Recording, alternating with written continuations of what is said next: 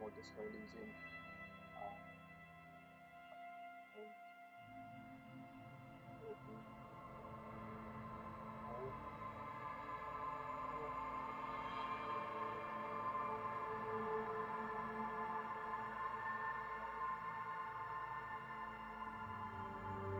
Um, so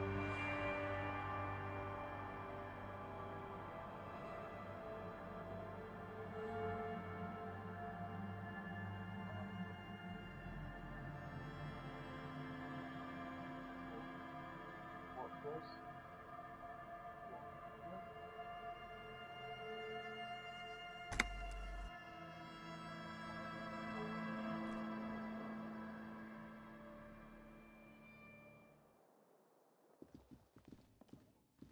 A mirror hangs on the bathroom wall. It's barely covered in steam anymore. You see your face, such as it is, a regular, clean-shaven police officer. oh,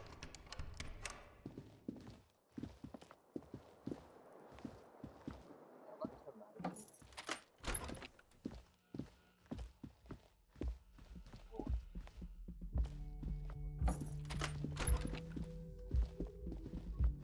that time.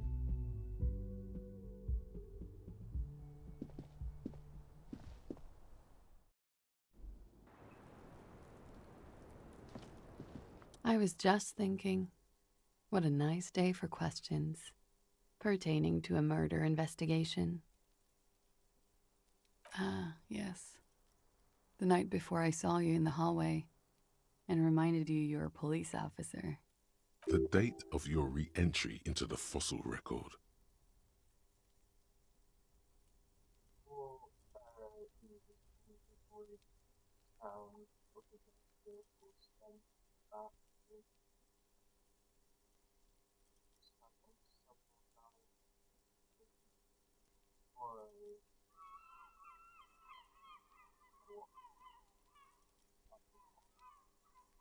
or sound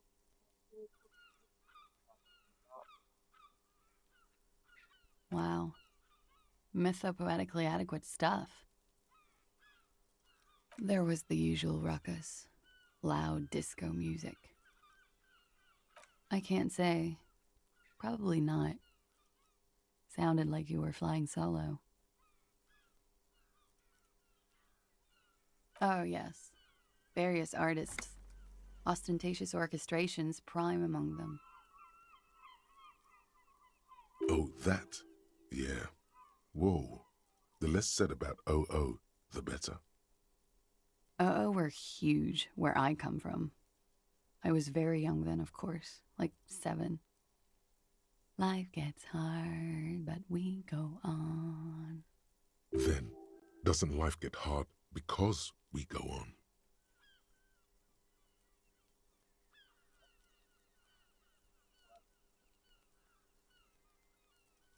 some trouble and find joy and happiness in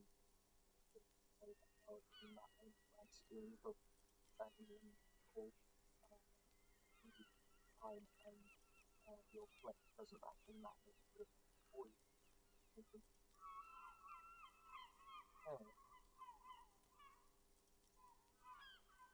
so what you have to do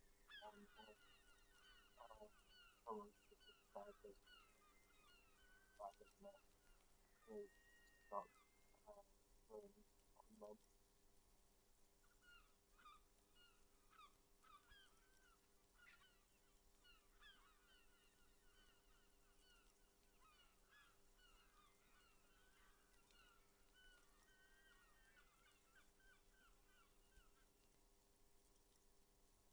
I don't know about that.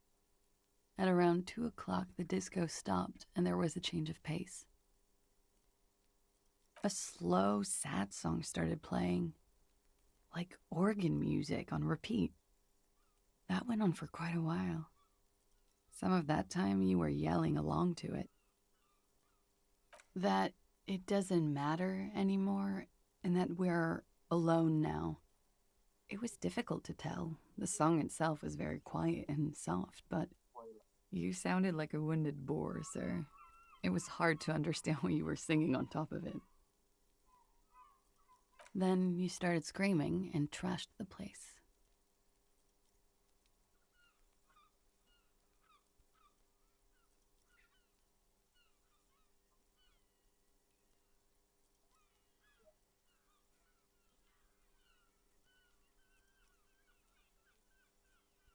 No, it didn't sound like there was a fight. It sounded like someone was trashing their room. A window was smashed, the tape player probably, the song stopped. And furniture too. A real destructathon. There was screaming. Then I think you passed out.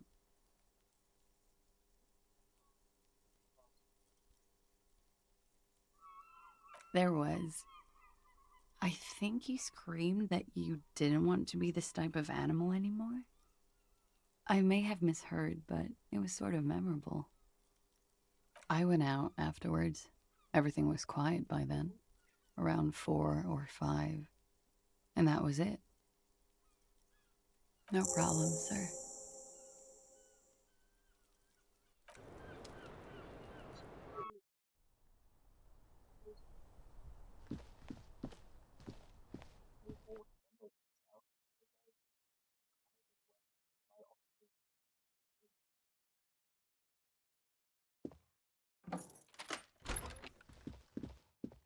This medicine cabinet is stocked with drugs.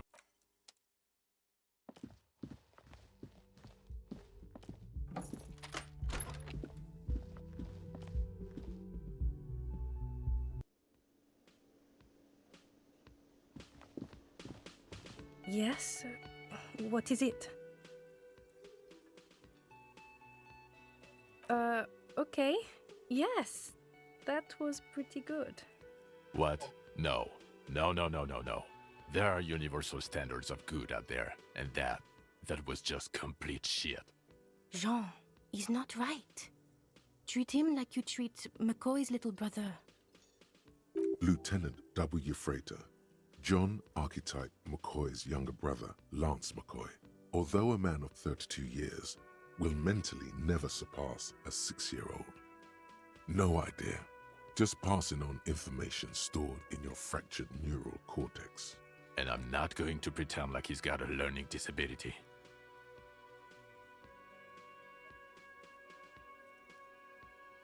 Now he's got a problem with learning disabilities. Is that supposed to be ironic? Jean, detective, I don't understand what you're talking about. God damn it, you leave her alone. Keep your weird bullshit to yourself and be professional for once, for fuck's sake. Can I actually help you with something? Yes, of course, preposterous. I mean, you would remember if they were, right? Who?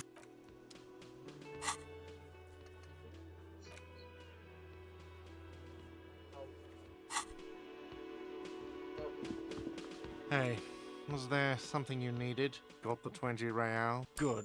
You got the room for the night, but remember, you'll need another 20 real tomorrow. You know, there might be other places to sleep on this coast. You'll find one eventually.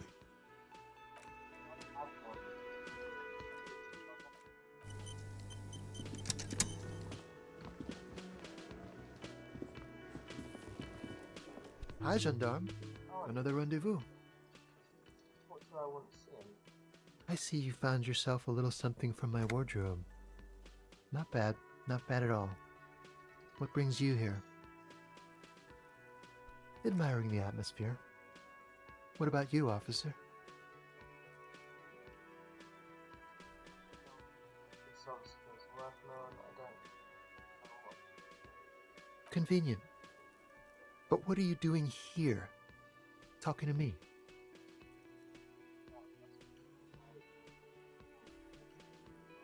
Oh yes, let's see. He knocked on my door a few days after the lynching. I think he was going through the entire building, asking questions. Nothing. That I didn't see anything. Why shouldn't he? What friend? No, I don't think it came up. Yes, but he was speaking to someone on his earpiece. Yes, you know those tiny speaker microphones that fancy security guards sometimes wear. Just reporting back whatever I was telling him. Muscular, handsome, strong, like one of those military types. Oh, let me think. He had an accent.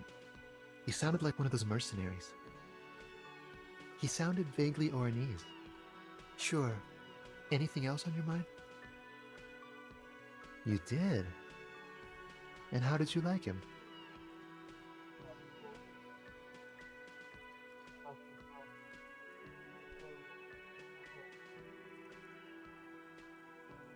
I told you he can be very useful. I guess that's the charm of powerful people. A visitor from the first world. He's not like you and me, gendarme. He can always return. To his opportunities in Occident, Sur la Clé. Still, his coming and going brings some life to the village.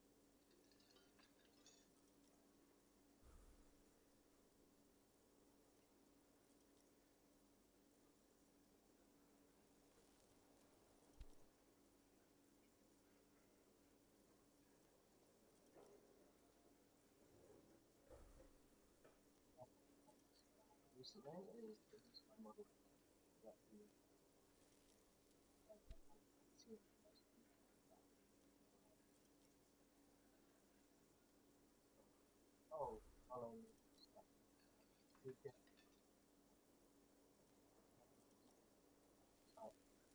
research more.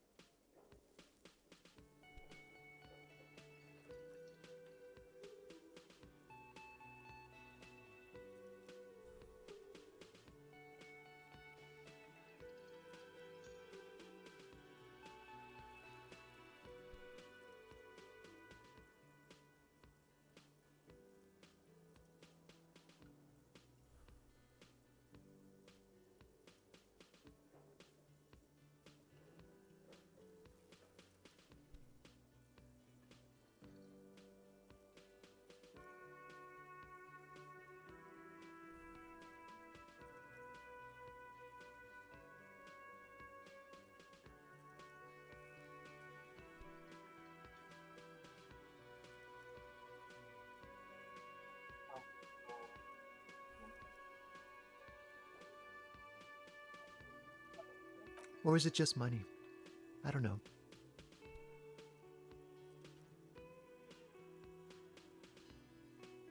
Friends, I told you. Sunday friends. That he won't be there when times get tough, I guess. It is. On Sundays. He has keys. And he likes the view. To the sea, I mean.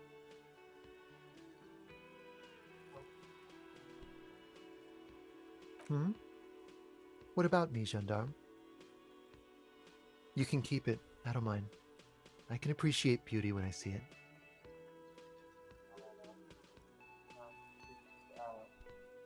Is it now? Well, enjoy it. Could he be a member of the homosexual underground? Just pointing it out. We're not talking about some kind of cult with members here. You made it up.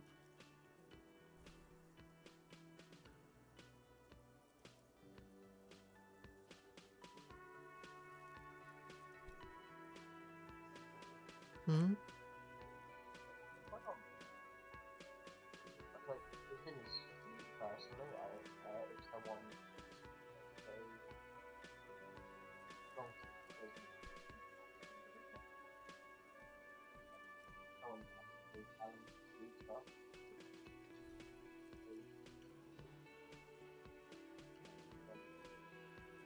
I on the other hand, I think something that's not cool.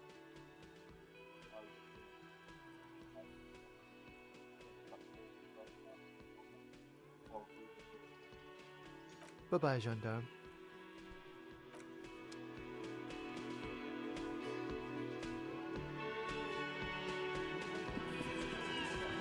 Behind the dockworkers, a ceiling-height window.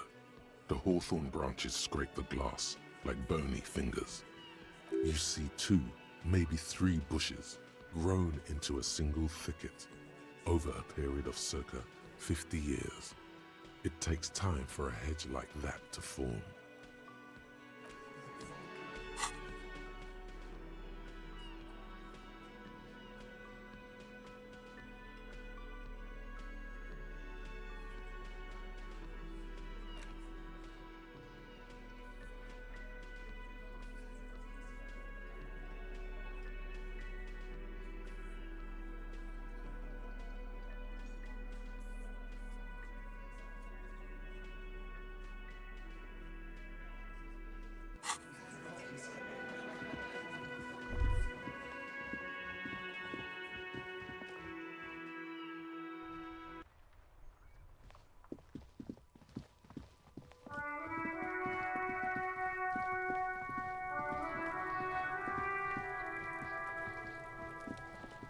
I'll die before I squeal, pig.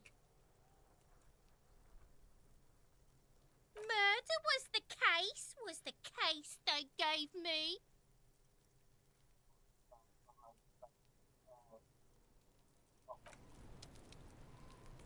I'll die before I squeal, pig. I come from the woods, good Davidu. You don't want to go there with me. You don't want to see what I've seen. Don't be traumatizing here! Get the fuck out of here!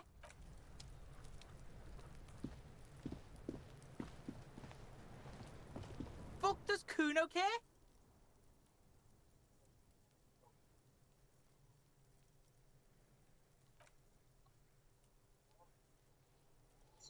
Kuno doesn't fucking care!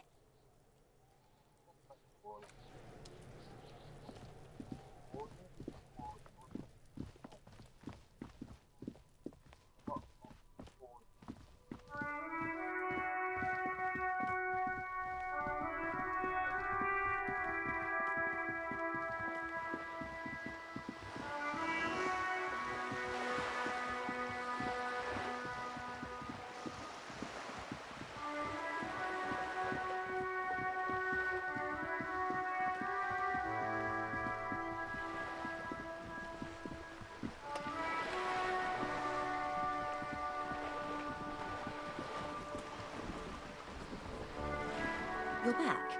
Good. What can I help you with? I love you did. Fast, observantly, like an electronic printer. She is memorizing your badge number. Pleased to meet you, Lieutenant W. Freighter Dubois. I am glad to see a man of high qualification. The situation is precarious. What can I help you with, Lieutenant Freighter? This reality. Yes, reality is your side case. An experimental side case.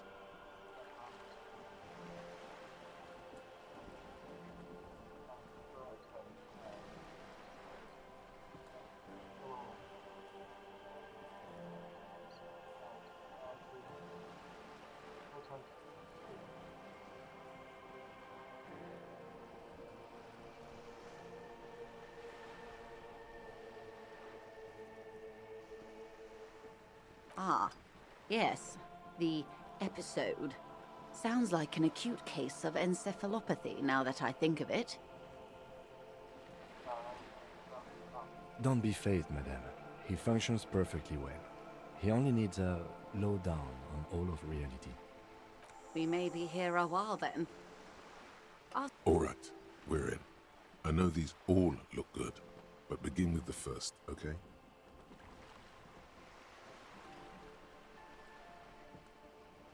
We're in Martinez, baby. A casual term of endearment popular among the 50-plus crowd. It's a disco holdover, pay it no heed. Martinez is a district of Revachol. A very small district tucked away near the industrial harbour, north of the 881 and Jamrock. You would be excused for not knowing about it. Unimportant, they say. Forgotten, even. Shelled to smithereens during the Revolution. I'm not a good ambassador. I've only been here once before, as a teenager. Not a lot has changed. There are ruins, a terminal, fishing boats, reeds, boys with boxy shoulders. This place used to be a province. A workers' resort before the city swallowed it and the artillery did its work. The reeds are the real star of the show here now. The further down the coast, the wilder it gets. It's not really a sea, it's the Bay of Revachol, and the bay feeds into the ocean. Yes, we're on an island in an ocean, the world's largest body of water, the Insulindic. Known to the early Revacholians as Les Immensités Bleues, the Blue Immensities. Caillou. Imagine a pebble. A smoothed-over pebble amidst a great blue sea, misshapen, cracked. The cracks are the River Esperance. We're in the delta of this river, on the 6th branch, the Martinez distributary. Revachol? Revachol, the great kind.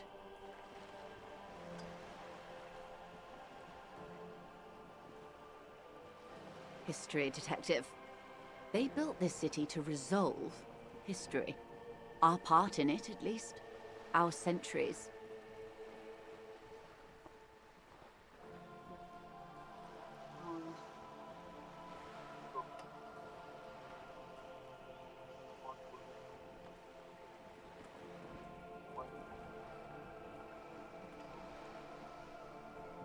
The nations of the Occident, or migrant workers from Seminine and Ile Marat, depending on your creed. In the DeLorean century, 380 years ago. They say it's where the terrible questions of our time will be answered. The tensions are highest, the fault lines deepest.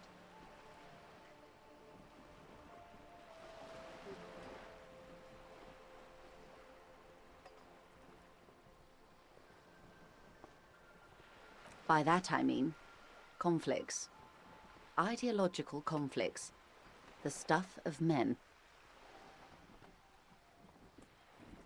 We are standing on a fertile, self-sufficient island able to sustain up to 200 million people in the middle of the Insulindic Ocean, the world's connective tissue. It's where the money is.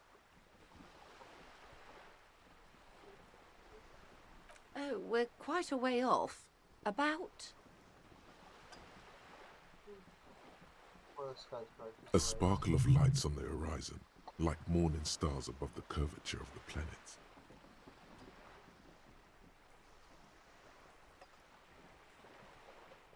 "22 kilometers from the center of the world. That soldering iron is the bank of the world building. The bottom floors are Insiacom, coalition government, Insulindian Mission Command." Silence. She lowers her hand. The water, the light. It's as though you're seeing it for the first time. There is no recognition, only the immensity of the sea and the cold radiating from it. We are where we are. I have no truer answer to give, unfortunately. Was there something else you wanted to know? I remember something about a lowdown. This has been informative. Thank you, ma'am.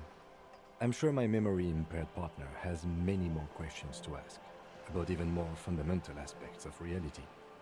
Might I suggest not asking them all right now? Madame Messier will be here later too, and tomorrow. Isn't that true, ma'am? Absolutely.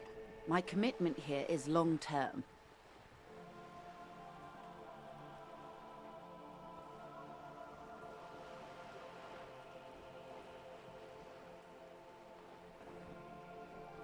Oh, of course not. You are already diligent for getting this far, and diligent boys remember where they left off. Indeed. I'm always at your service.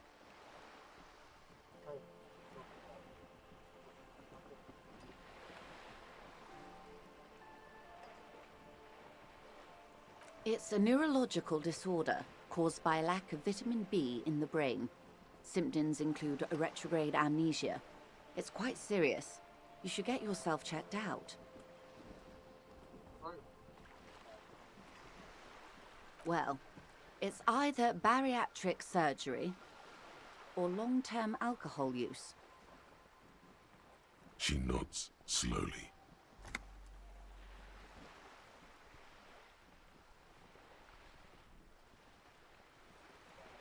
What I am not is a basic term of reality. There may be a way to get her speaking about herself at some later juncture. A bird? A sphenicid? A flightless bird of the polar regions?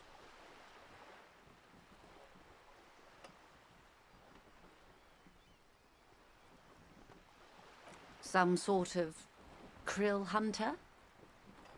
No, wait. You're an ancient ruin.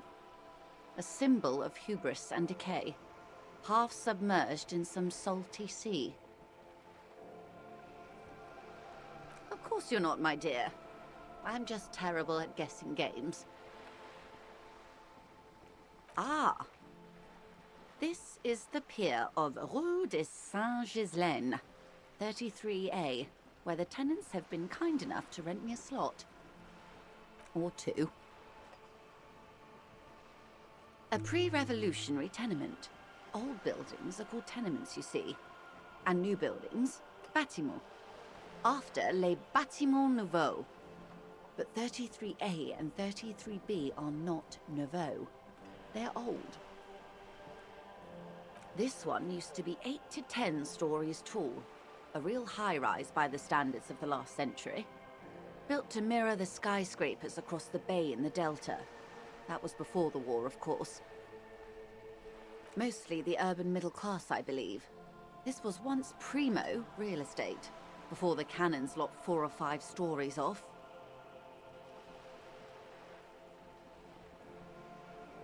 Splat, splat.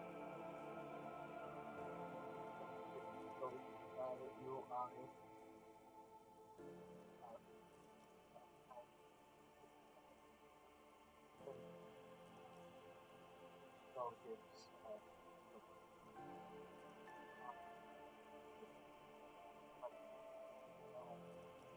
You could be wrong, but from here it appears as if she's running the brush across her throat in a soaring motion. Wonderful.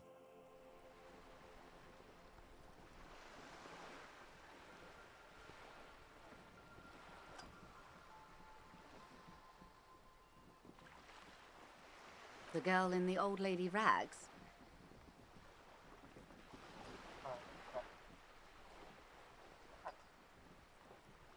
Looks like a sullen and rebellious member of a teen infraculture. Yes, you and I belong to the supraculture. We're common, the herd. The music on the radio, the food in the chain restaurant, those are all too popular for the girl in the old lady rags. She prefers a fantasy world, an infraculture with its own dress code and vernacular. It is an illusion, I'm afraid. There is no refuge from the supraculture.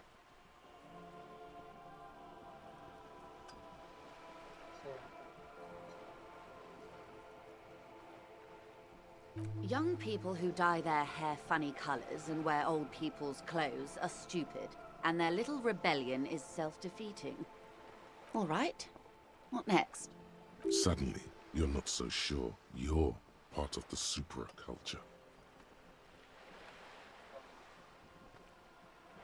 Of course, no time for silly infracultures. There are more pressing, reality-centric questions to be asked. Glad to have been of assistance. The little that I know. Anything else?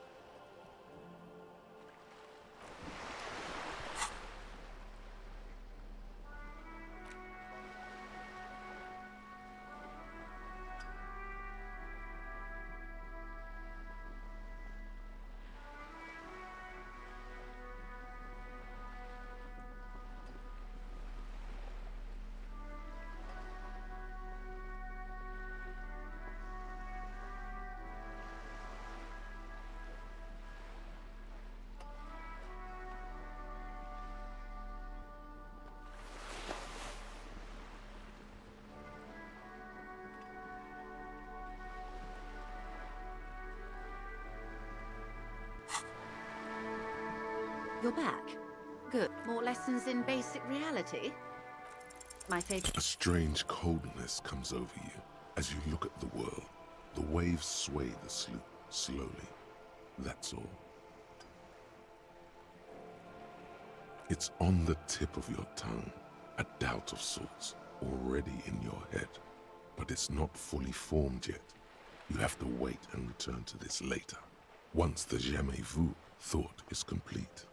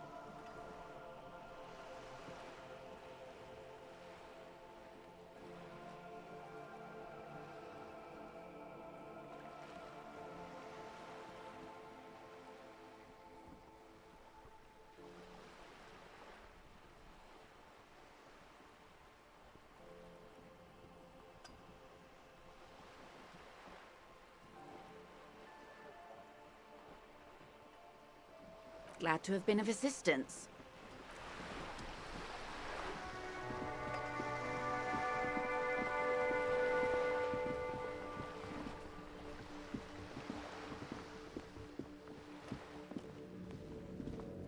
Hello again, officers.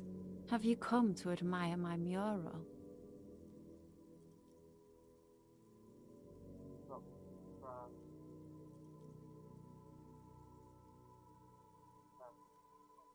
Oh, not only have you found my address, you've discovered my biggest secret. I'm a coal miner. She does have eyes that seem to be smeared with coal.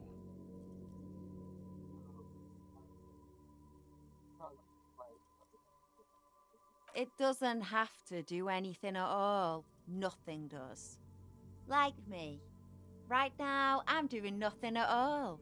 The inspiration will come to her once hell is set loose on the streets. It's too calm right now. Shoot, Piggy. It's what you do, isn't it?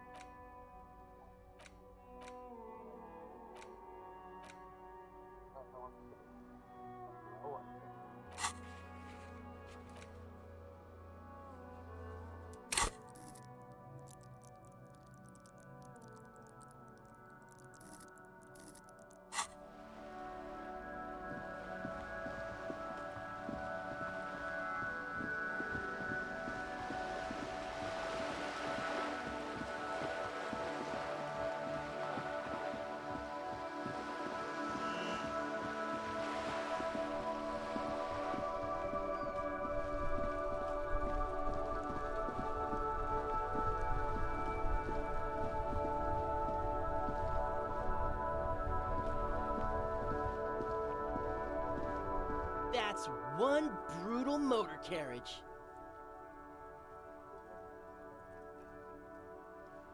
If I were a real skull now, I'd jack it, paint it in palm tree livery, then bottom light it, neon style.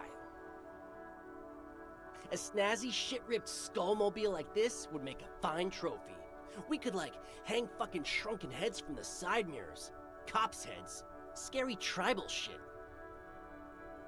Yeah, tribal shit. A cop carriage like this would have proper skull value. While I appreciate the interest you take in my brutal motor carriage, I have to stop you right there. The RCM takes threats directed at its property seriously. It's just theoretical work, Copper. No basis in reality. Man, if we were certified skulls right now... Skulls. Now there's a strong organizational title. I can tell you who we're not, cop. We're not snitches or skulls. Which is not to say that the skulls are bitches and... On the contrary.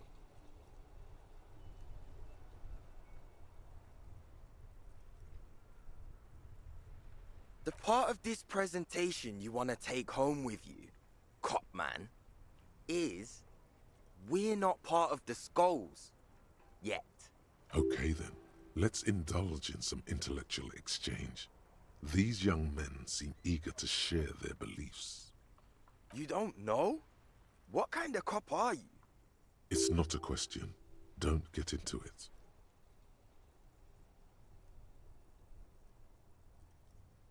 The question was rhetorical. The Skulls are the most vicious gang of the Besmertne. Besmatine, or the Besmati, the Immortals, are West Rivisholian crime syndicates. The nastiest bunch of psychos ever. Jacking carriages and getting into high-speed chases. Possessing an infinite amount of fuck-all swagger, infamous for their non-verbal modus operandi. They usually occupy the burnt-out quarter in Jamrock, or you can find them loitering around their brightly painted bottom-lighted vehicles. I can't wait to become a skull. Bottom lights are wretched aggressive. Murder?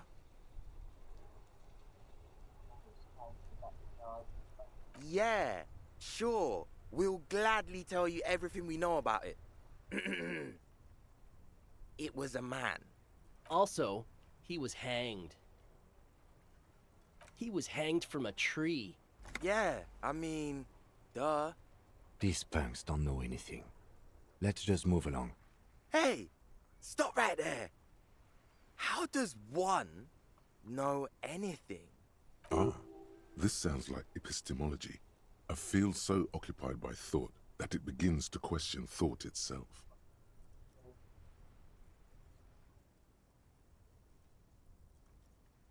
Exactly. How can one know shit? For example, how can one be sure that there truly is a body hanging behind a hostel? What if it's art? Or just a mere specter? Maybe it's true. The hanged man is merely a prop in a performance. We are the audience, and the artist is hiding somewhere in the dark.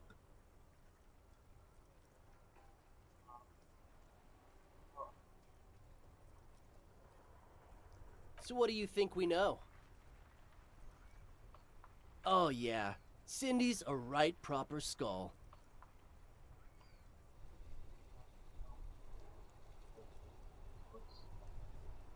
Yeah, a true artist of the future. Just like Arno van Eyck. By the way, if you see Cindy, give her our regards.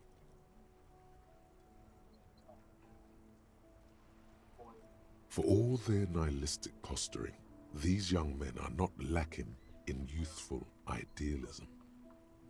The Union does their share of policing in Martinez, at least where gangs are concerned. That's why there isn't much organized crime around here. Don't you worry about that. We're gonna make up for the deficit. Yeah, we are.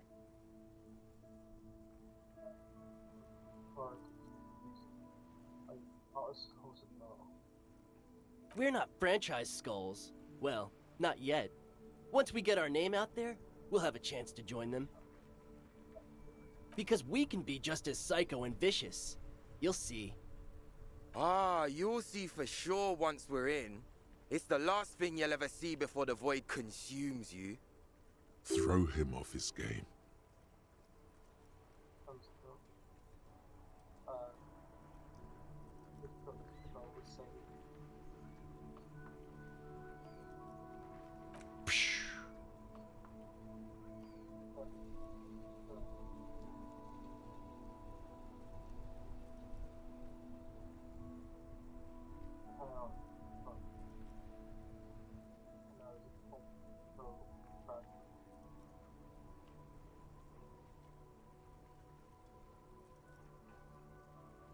But I don't.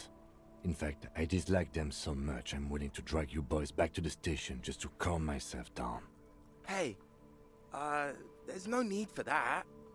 We're just talking here. Joking too. Stay light, man. Yeah. Didn't you cops, like, have some questions about skulls or some shit? Old man, it doesn't matter. You'll be long gone before his greatness is recognized. No. Just a bit older than us. Ain't that right, Piss? Yeah, that's what I mean. You're young as fuck. Don't worry. Judging by that, Van Eyck is some sort of musician. Or killer. Mm-hmm. What about them?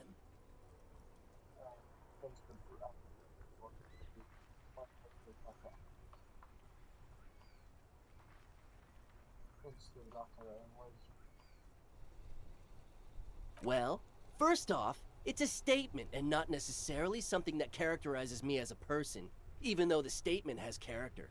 And I do like piss.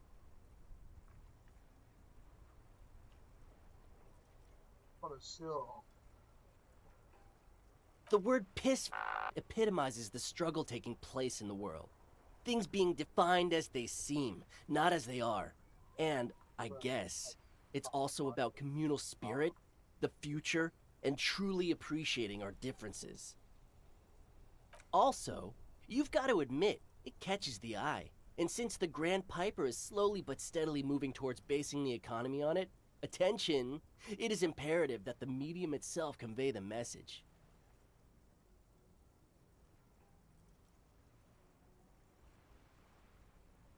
What I mean by this is, we are all piss and that the world is inherently meaningless. It seems that the young man has a certain expertise in at least one field, even if it's rather narrow. Like I said before, many men keep searching for the one, for so-called true love, which is actually just obsession masquerading as kinship. The thrill of the chase, the hollowness that fills your chest cavity after catching it. I'm wondering if the poetics come with the jacket, or are they derived from something else entirely? To catch a fish, you'll need to hurl the lure many times, and even then it isn't certain that you'll get anything. If you blow up the lake, though, you get more fish in a shorter time. And, for time is of the essence and fleeting ever so quickly, one must think of a way to fuck the whole world and not get caught up in fucking some one.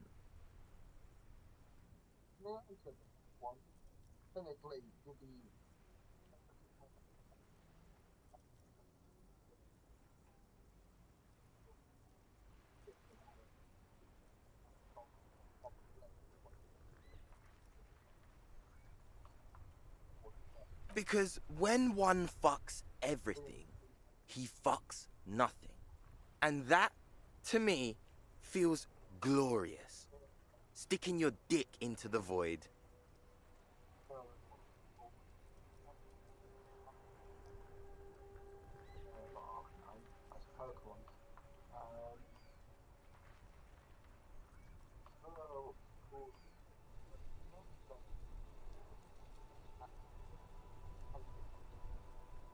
Hate to admit it, but in a weird way, he's got a point.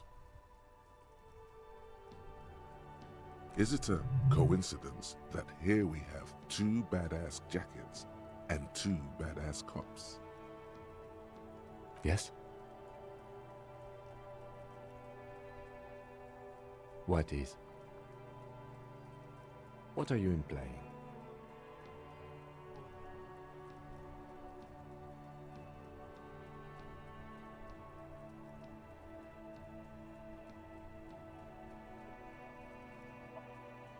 I'm not sure I understand you, Detective. Neither. Fine, if only to end this discussion. Theoretically, if I were a juvenile delinquent, if I were to already be down that path, I think peace is the stronger of the two statements. Seems about right, especially considering your heroic exit attempts. That's an origin story for a dynamic duo right there. So are we done here?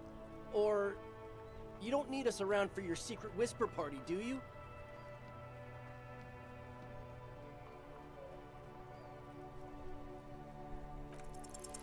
These guys aren't scary. You're not scary. I have nothing to work with here. It's either begging or bullying, or both. Why?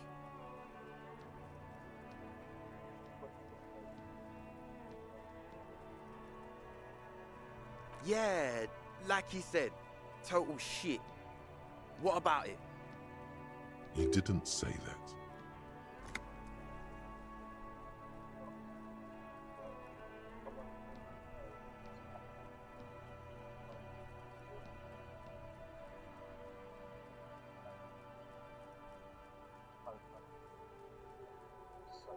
The lieutenant looks down at his bomber jacket and shrugs, obviously content with his uniform. Fine. Fuck it. Here. Take it then. Wow, I did not see that coming. You better wear that jacket with pride. Fuck that. You're not getting mine. My dad's a lawyer in La Delta. He'll have your badge. No, he won't.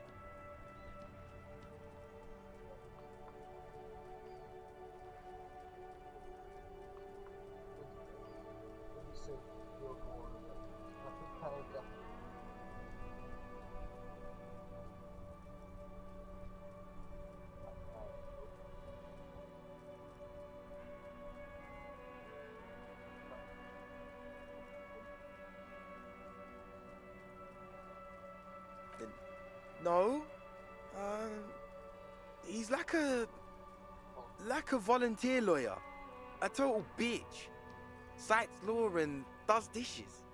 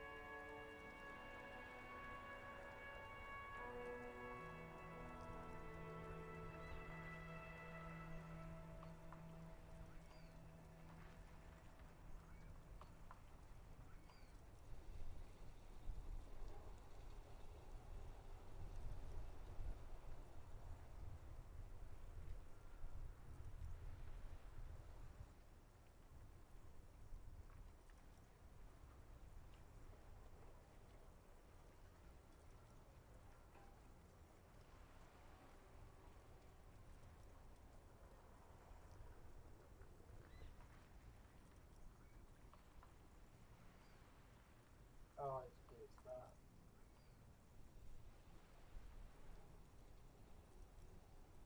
Bang it.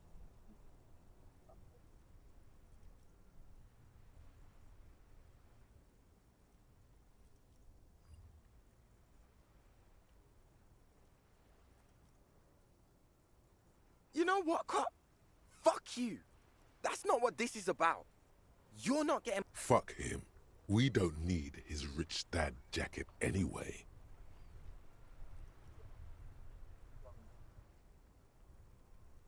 I'm not wearing that jacket.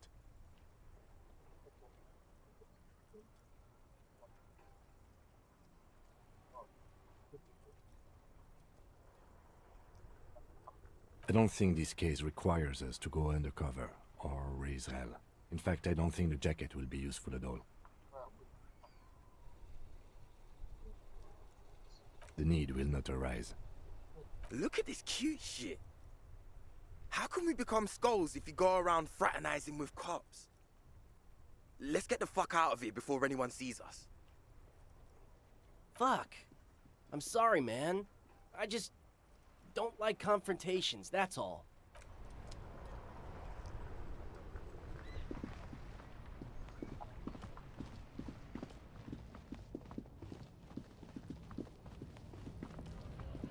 Hello, compatriote.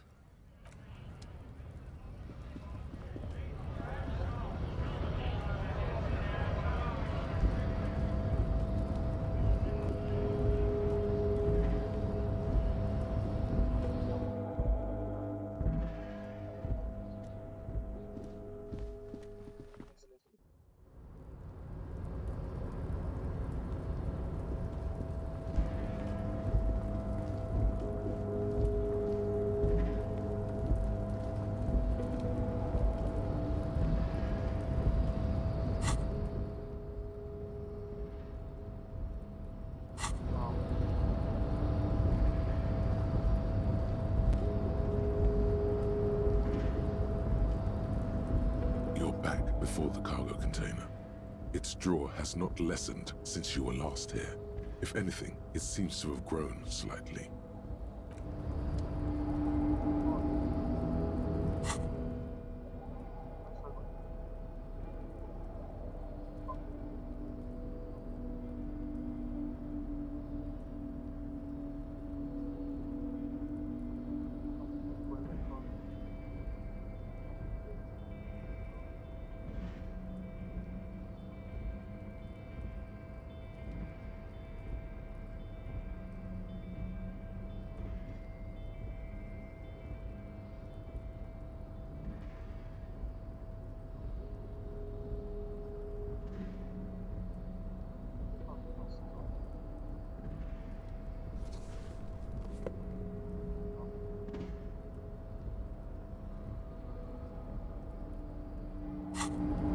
You're back before the cargo container.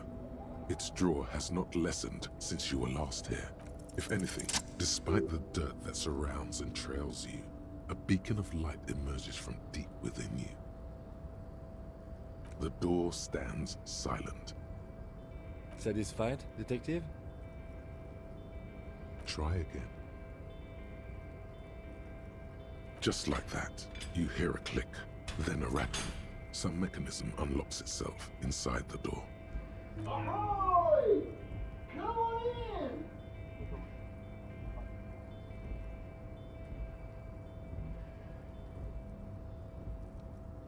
You can't be serious.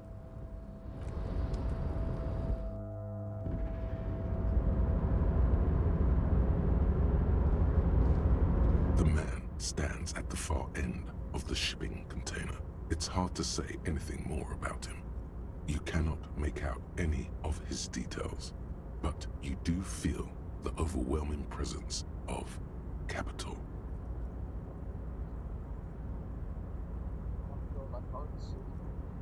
The feeling causes all the hairs on your body to stand at attention, like soldiers preparing for review. Something's amiss. The light beams bend around his face and scatter in 1,000 directions. It seems the laws of physics do not apply here. They are suspended, distorted, and echo. Trying to visualize the physics at play is liable to give you an aneurysm. Don't think about it too hard. In the general stillness, only your tongue moves, flickering as you utter. Welcome. Come in. Make yourself at home. Sorry, I'm not better able to receive you. I wasn't expecting visitors today. You can't hear him exactly, yet you're able to understand every word he says. It is very strange. An overwhelming hum covers everything. Voice doesn't escape from him.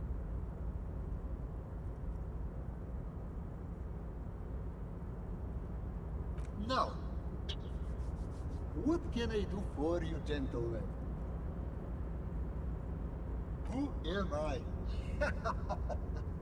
Oh, I haven't been asked that question for such a long time. I don't meet a lot of people outside my circle these days. Anyhow, my name is Rustam Diodore, investor, license holder, and extremely high net worth individual. And you are? Mr. Diodore, I am Lieutenant Kim Kitsuragi of the RCM, and this is my partner. Pleasure to meet you, Harrier Dubois. I must admit, the name suits you very well. Traveling. This is a great way to get around. It's fun, it's safe, and it gives me lots of time to think. By the way, let me now ask you a question. Where are we next? In the very, very early days of colonizing this archipelago, the kingdom of Sirens, a precursor of a modern Sur-le-Clay, used to own the city of Revachol, an obscure detail in the bigger picture, but still worth dropping.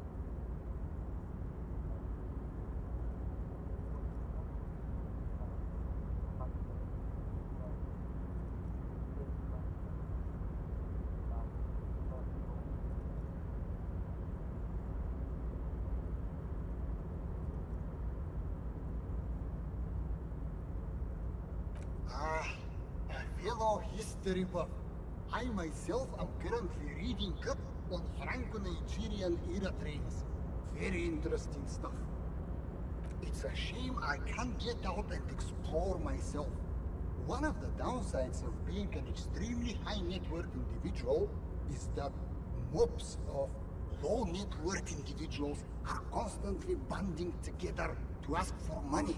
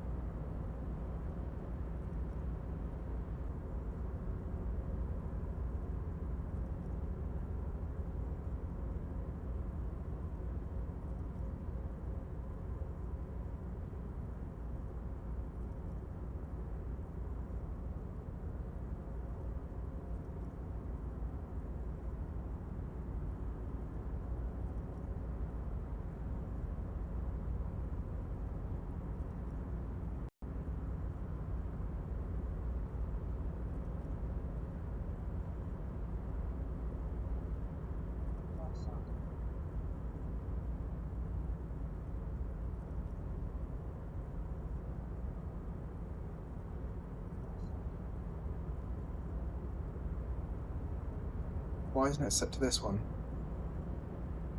That, like, is this the reason why I didn't hear it? It was set to some random microphone. Why isn't it set to this one? That, like, is this the reason why I didn't hear it? It was set to some random microphone. There we go. I actually have audio. Lamau. Why the fuck did that change? For those that don't know, I got the video broadcast, which I then put my mic through. Cause my mic sounds to the point where you can hear me, right? But the problem is more to do actually with like it picks up too much. So it would pick up my voice, but like it would pick up, for example, the animals. It would pick up my computer's like fan, like I can't even like hear my fan hum, but for some reason my microphone can. It's just it picks up more than I need it to, and having like the broadcast setting, broadcast software basically affects my audio quite a bit. So I do have that in my face.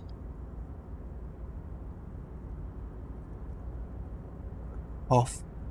At least now I can actually see it. I kind of wish now. I wish I actually looked at this earlier, because that's kind of annoying. Okay.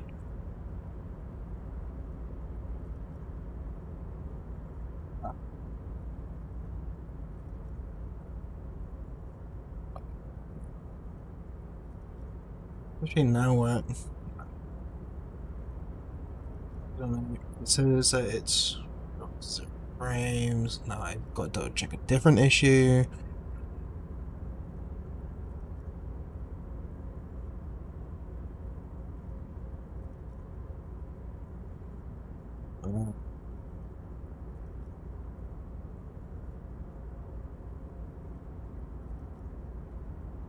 I've got internet, so...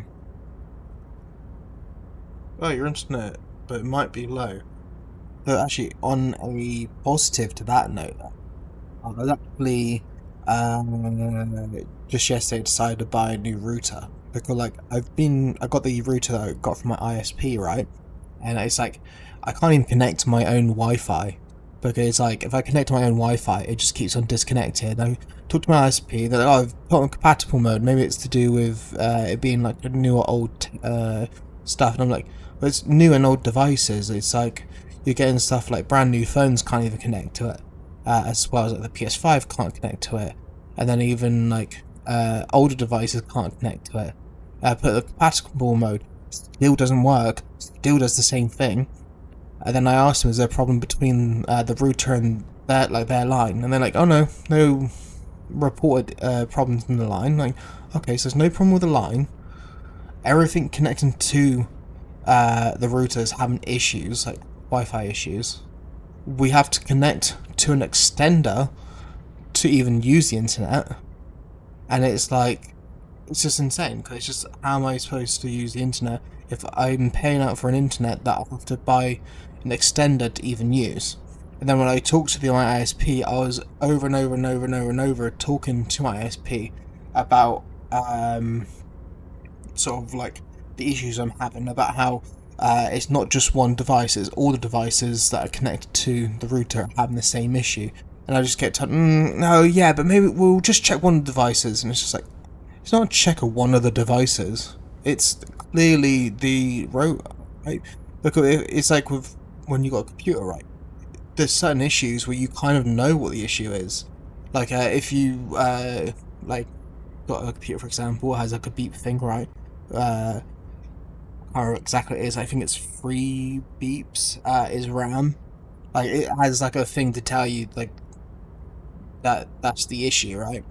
As an example, or in the case of like, let's say you got a graphics card and you're like going, oh, for some reason my games are lagging really badly, but I got a graphics card, how is it lagging? And it could be like, well, you may have a graphics card, but like it doesn't mean the graphics cards work. You can have integrated graphics, so then if the computer's graphics are not working, you know, it would probably be that. But then again, if you've got like a graphics card as an example being the issue, you're more than likely got your display plugged into the graphics card, So if it's not like feeding to your monitor, then you're there going like, okay, well then there's an issue with the graphics card.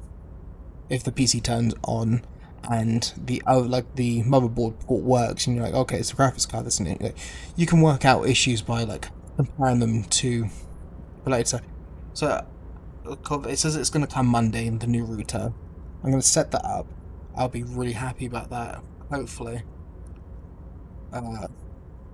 Yeah, anyway, back to the game. I'm getting distracted, plus for some reason my mic was set to a different mic that I don't even know what mic it is. It's like system default second mic, and it's like, like, do you mean the camera? Like this thing right here? This? Like, I think it has a mic on it, yes, I think. It's a TMU one. Top quality as you can guess.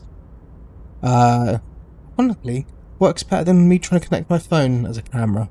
But, you know. What do you help me then? You got so much money, it can't make a difference to you. So you travel from place to place via the shipping containers. It also provides a means to hide from all the targeted advertising we extremely high net worth individuals are constantly subjected to. Luxury yachts, high fidelity portable radio systems, fail-proof outerwear, and so on. It just gets a bit middle class after a while. A bit bourgeois. Don't get me wrong, they're nice things, but once you achieve a certain level of wealth, your time and mental space become much more important than material goods. And that being rich isn't worth hassle. Good now that we can that we've sorted that out. Let me ask you something else.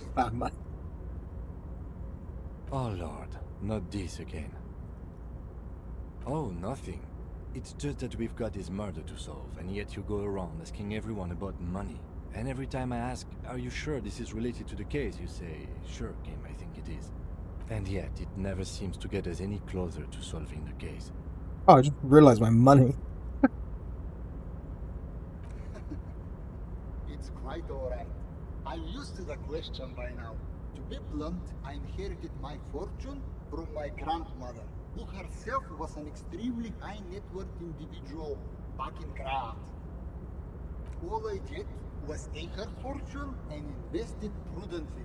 Believe it or not, it takes more than a bit of skill not to blow a vast fortune on sailing boats, bad choices. I love that. I didn't realize you just break the money.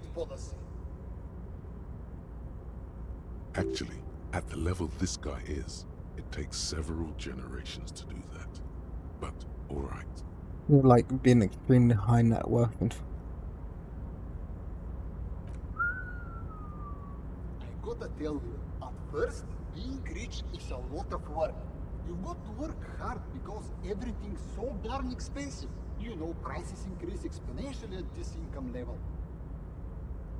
But then, once you've reached my position, it's nearly well, technically, does he get to write that off as a tax my write? assets are so diversified that I'm Donate it to bound the come out ahead no matter what. lesser or whatever. Some of my lower net worth friends say to me, but doesn't that take all the fun out of it? And I tell them, nope. Then you think that you should use your great wealth for glory of the fatherland? Nah. It's great that you've done so well for yourself. Don't you think? Fuck that.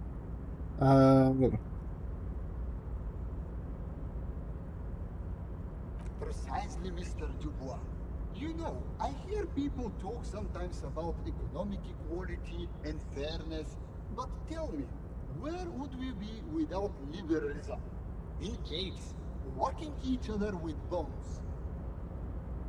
Like my opinion is kind of like, a world of slavery and violence. so if you actually got that money yourself, or like did something to gain that money, it shouldn't just be taken away from you. Like it's like the thing of like, oh, do you eat the rich or whatever? And they're going like, well, not really. The rich like yeah, some of that could have been from like history, like their family wise, but to maintain that wealth is not as easy. Because it's like you got constant things that will be trying to take money out of that treasure chest, and every treasure chest has at least a bottom. Like even if someone is like really rich now, they can become poor because it's like, for example, well, I guess no, but you get stuff like lottery winners, right? An example, those are people that have like lived either mostly poor lives or like standard lives. And they've now got a lot of money, and then as soon as they have the money, they've spent it all very quickly. I got like a sister who like won like a ton of money off like a lottery something, I don't know what it's called exactly, but it was like you buy tickets and you can get a draw. The thing is, like, it's not like a national like lottery or something. It's just kind of like it's like a company, and it's like she got 40k, I think it was, from it, and she somehow spent it in like a month. And it's like she used that money originally to pay back her debt, put some money into a savings account, and then we ended up just spending the rest of it. Which, me personally, I'm like, how the fuck do you spend that quickly? Like, there's bad and then there's bad.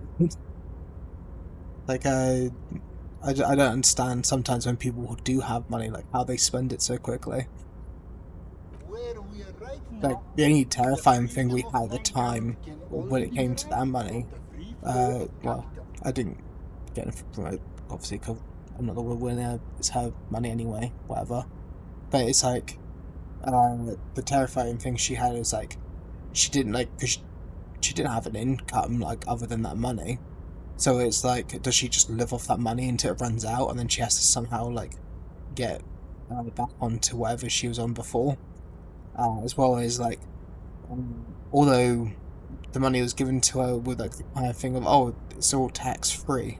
It's like, yeah, but then it's like, even if you give it to me the 40k tax free, would I have to like pay anything with it being in my account or something? Or like, how does this work? Obviously, most people that come across money that didn't have money to start with, their kind of mindset is kind of like, what do I do now? Like, they either spend it straight away so they don't have to worry about holding on to it, or it's they don't know what happens if they hold on to it, where to put it. You might go, oh, savings account. But it's like, in some savings accounts, you put the money in, then you can't touch it. So then it's like, okay, so you want to be able to touch this money, which also is not really a good idea, because if you think of it, it's kind of an investment. It'd be best to like keep that somewhere safe. If you can touch an investment, then you're losing. Well,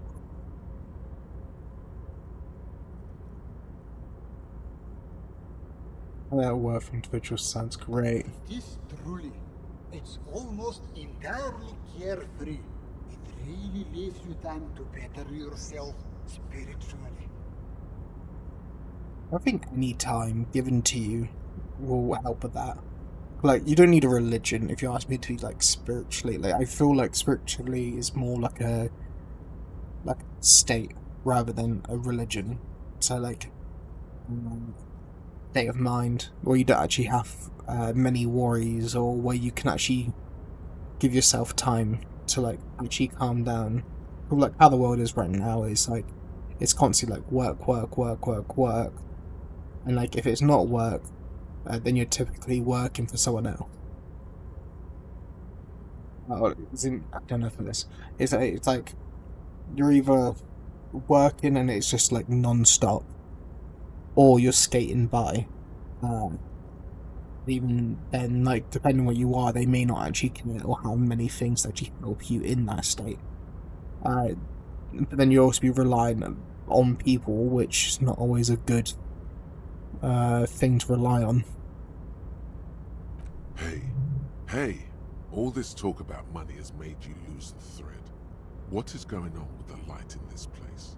That's what you need to ask him about. Could you please stop asking everyone for money? It does not reflect well on the RCM. We can't afford to be look perfectly frank, we can't any afford better to than I work do than we now. already do. It's perfectly alright. Based on your appearance, I can tell I'm dealing with a smart man. As you may know, us high net worth individuals do not have a lot of cash on hand. Investments and liquidity are enemies of one another. I think I only have coins for coffee machines. Here is 3 real. How much can you get for this? It gets me almost That's nothing. the idea, my friend. You've got to work for the rest. Maybe you can make that money grow. Come up with an investment plan. How's that sound? Everybody do it. Dress code. Visual. Casual. If business Okay. planning were really your strong suit, you probably wouldn't be a cop.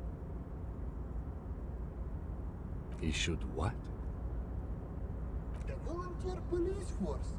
And why would I do that? Mr. Man's deeply corrupt and completely outmatched. And they have guns. I don't believe in handouts, especially for people who volunteer for their still. The idea of a privatized police force is extremely forward thinking. You could even say it's ultra liberal.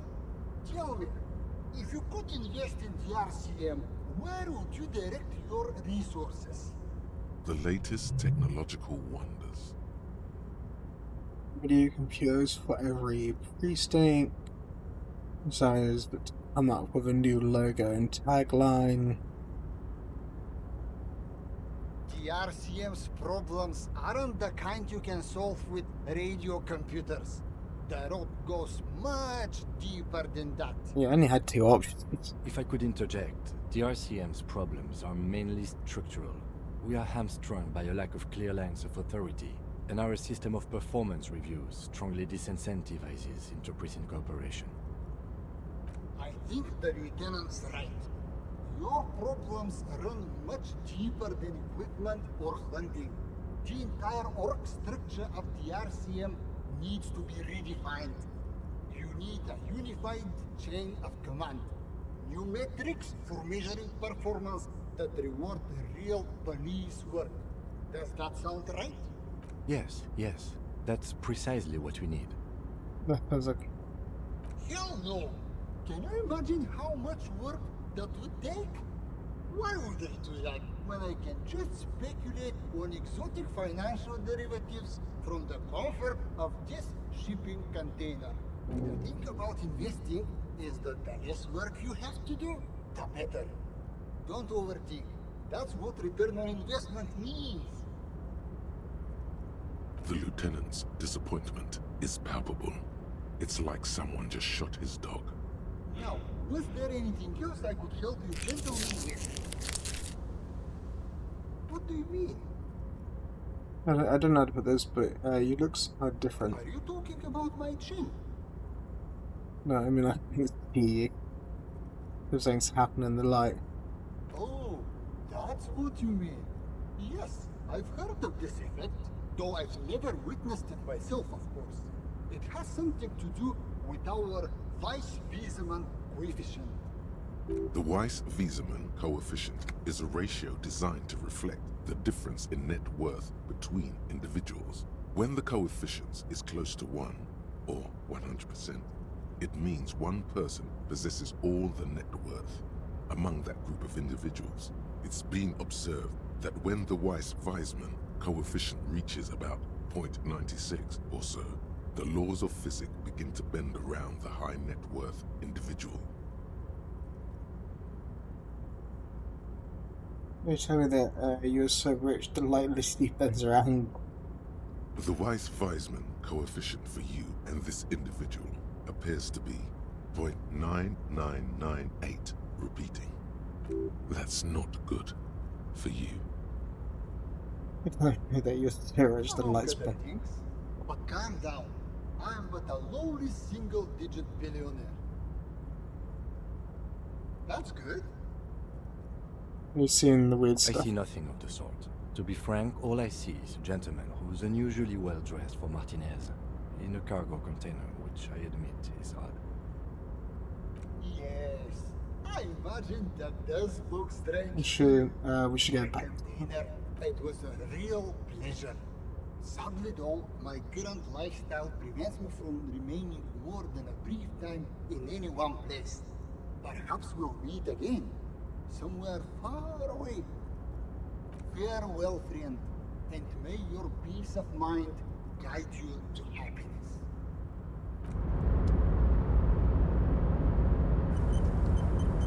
I think I can get over there. I guess not.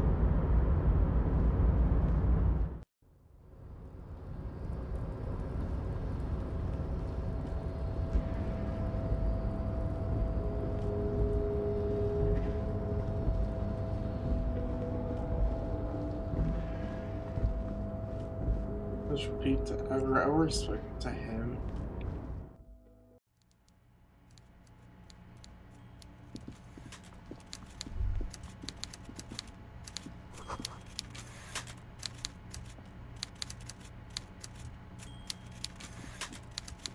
Mr. Dubois, I hear the meeting with Titus was a glowing success. That's such a relief. Titus can be a handful sometimes. Now, what can Everard Clare do for you today? I know the things you asked. I remember the container I asked you about. Turns out there's a mega rich. Mega rich lightbending guy? Oh my god. How did that get in there? I'm like him, he's through the crack. He must have been in the container when someone accidentally closed the door. Damn it to hell, Harry. I specifically told my guys to check all the containers for mega rich lightbending guys. Making the stuff there. Oh, I didn't get to keep the money. Shame. He wants to take down he was there. Some of him may have been a fragment of my imagination. Honestly, Harry, we might be moving all kinds of suspicious things through this harbour, but I won't be caught transporting the light-bending mega rich. I have a reputation to protect. Mega rich are people too. He's a nice guy. No, they're not. They're vermin, and one just found a way inside my container. Soon, he'll bring the others. All three of them. Thank you for telling me. I'll see to this immediately. I shudder to think what you're going to tell me next, Harry. Not for 1 second did he believe there's an actual mega-rich person somewhere in his container town. Ah, yes. Your side investigation. Thank you. You've got some spirit clearing up phony drug accusations alongside this murder. I'll talk to the mayor and see if I can get you the key to the city, Harry. Now let's talk real business. Actually, Revachol doesn't have a mayor. He refuses to discuss it further. It's probably just a small nuisance to him. I don't want to lie to him yet. Because I'm thinking of because there's like someone I want to ask, like one of the people I need to get a signature from.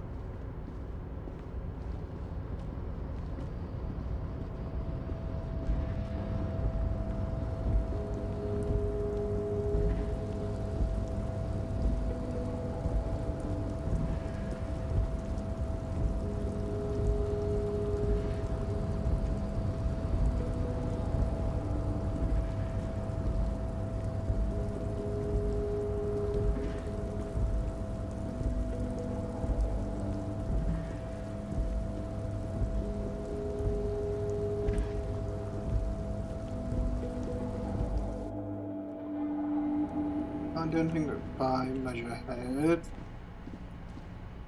I'm stuck on where I need to go, to be honest. I got the new area, but I didn't like run to a lot of those places. I never really talked to him because I'm just not interested in the strike. I'm actually like when it comes to more like recent history with like certain Stuck in the rain in stuff, a traffic jam, man. I've not been too interested in like I don't know. I've lost like some faith in some bits. But for the really, you guys can have anything else for me. I don't have anything there.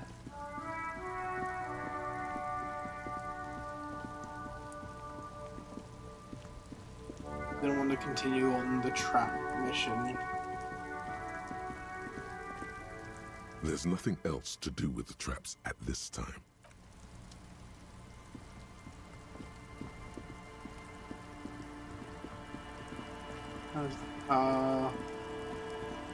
What's that like? Oh,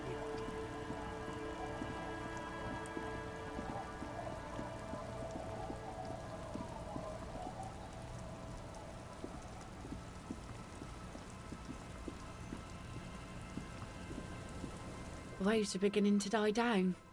Look at those little bastards. Why does she care about the waves so much? What is it with waves and fishermen? We need to be out there with them, fishing, making a living. So I asked them to accommodate me. But until that happens, I can try to assist you the best I can.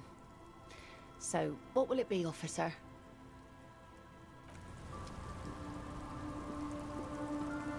I'm doing anything else. I'm like here, Our like tenants grass, are pleased. what I need to do. I hope the waves don't keep you up at night. What can I help you with? I can wash it for you, but it's going to take about a half an hour. Think you can stay put for that? I could use a breather before another rainy day begins. Well, hand it over then, and I'll see what I can do. Must say, I'm proud of this one. It's pretty nice underneath all that filth. I hope you'll have an easier life in your hands.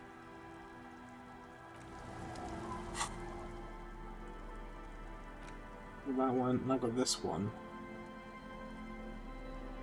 What's that? Probably wouldn't be a bad one to have.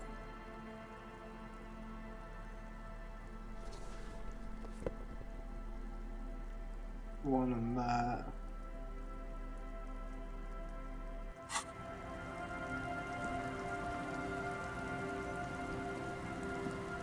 There's the drunks over here when they keep trying to call me tequila or something.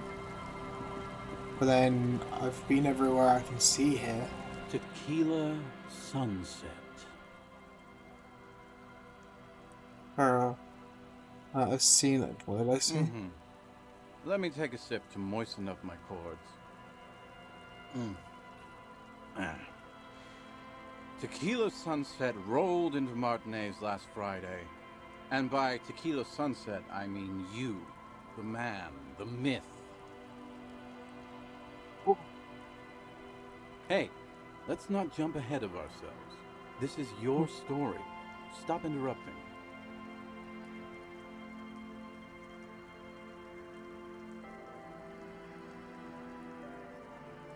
You got here on Friday to solve a case, hoping to be the early bird who gets the worm. And by the worm, I mean the buzz.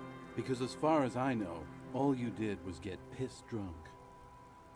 Word on the street is you went around the local hospital telling people that you're a police officer, and that it would be really fucked up if you shot yourself in the head, right in front of them.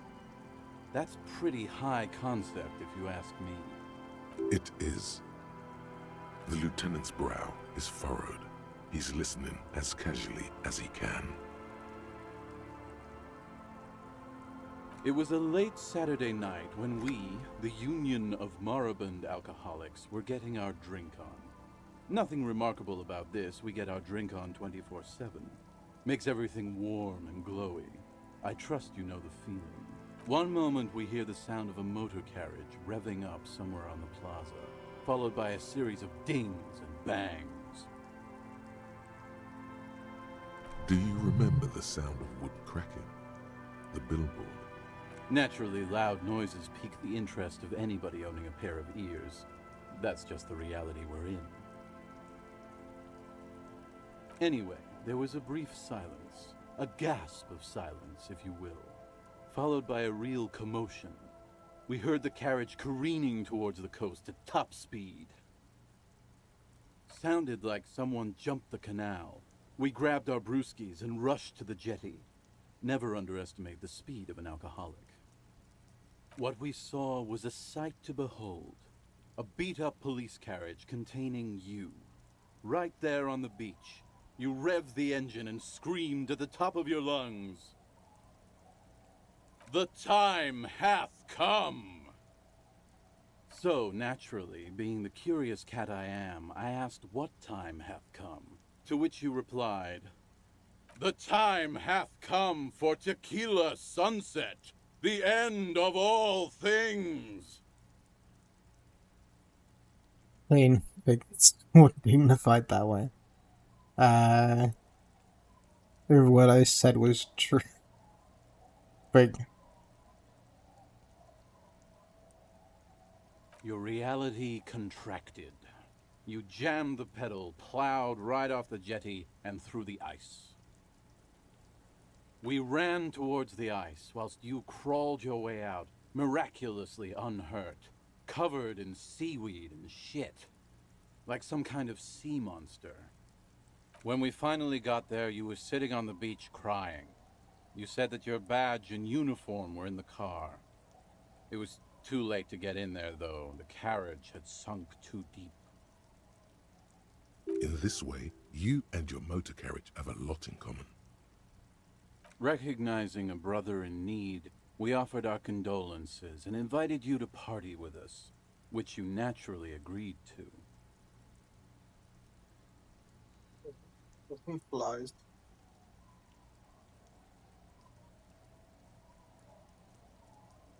The question is, I've seen some ripped up stuff. I don't know where that came from. Okay. We asked about the whole tequila sunset thing, and you told us it was your name now, and insisted that we all call you that from then on. No, that's just what your mother called you. Your real name is Tequila Sunset. Just embrace it, brother. Ours. It was an all-night drink-a-thon. Then, at some point, I think it was Sunday morning, you got belligerent and wanted to talk about Revacholian women. How they're beautiful and also whores and so on. How one of them fucked you real bad. After a short while, you crossed the event horizon, looked sullen, got up, and left without saying anything. Wow, that's quite a story. Yeah, I bet Tequila's a fucking legend around the precinct. You must be proud to work with him. If you only knew. What this person that fucked me. You were pretty vague about it, but you kept saying you got fucked real hard, and that we've all been fucked too. No one's fucked me. I do the fucking around here. Abigail! It seemed pretty painful, to be honest with you. If I had to guess, I'd say you're still working through some shit. Beside your gun and your badge, you said something about your hope or heart or something. To be honest, the details are a little hazy. In retrospect, I guess you lost your motor carriage too. Colleagues. That's a big one. You told us that they were a bunch of fucking losers whose main interest was cramping your style. With kind of like that and like lean snapping up. No specifics, though. It was more about you that night. You were the star of the show. Did you say anything about the case? Did we talk about... Yeah, you said it was no biggie and that you'd solve it in no time. And that you didn't need anyone to do it. You're doing it solo now. A lot of cops go solo and hermit once they reach that level of alcoholism.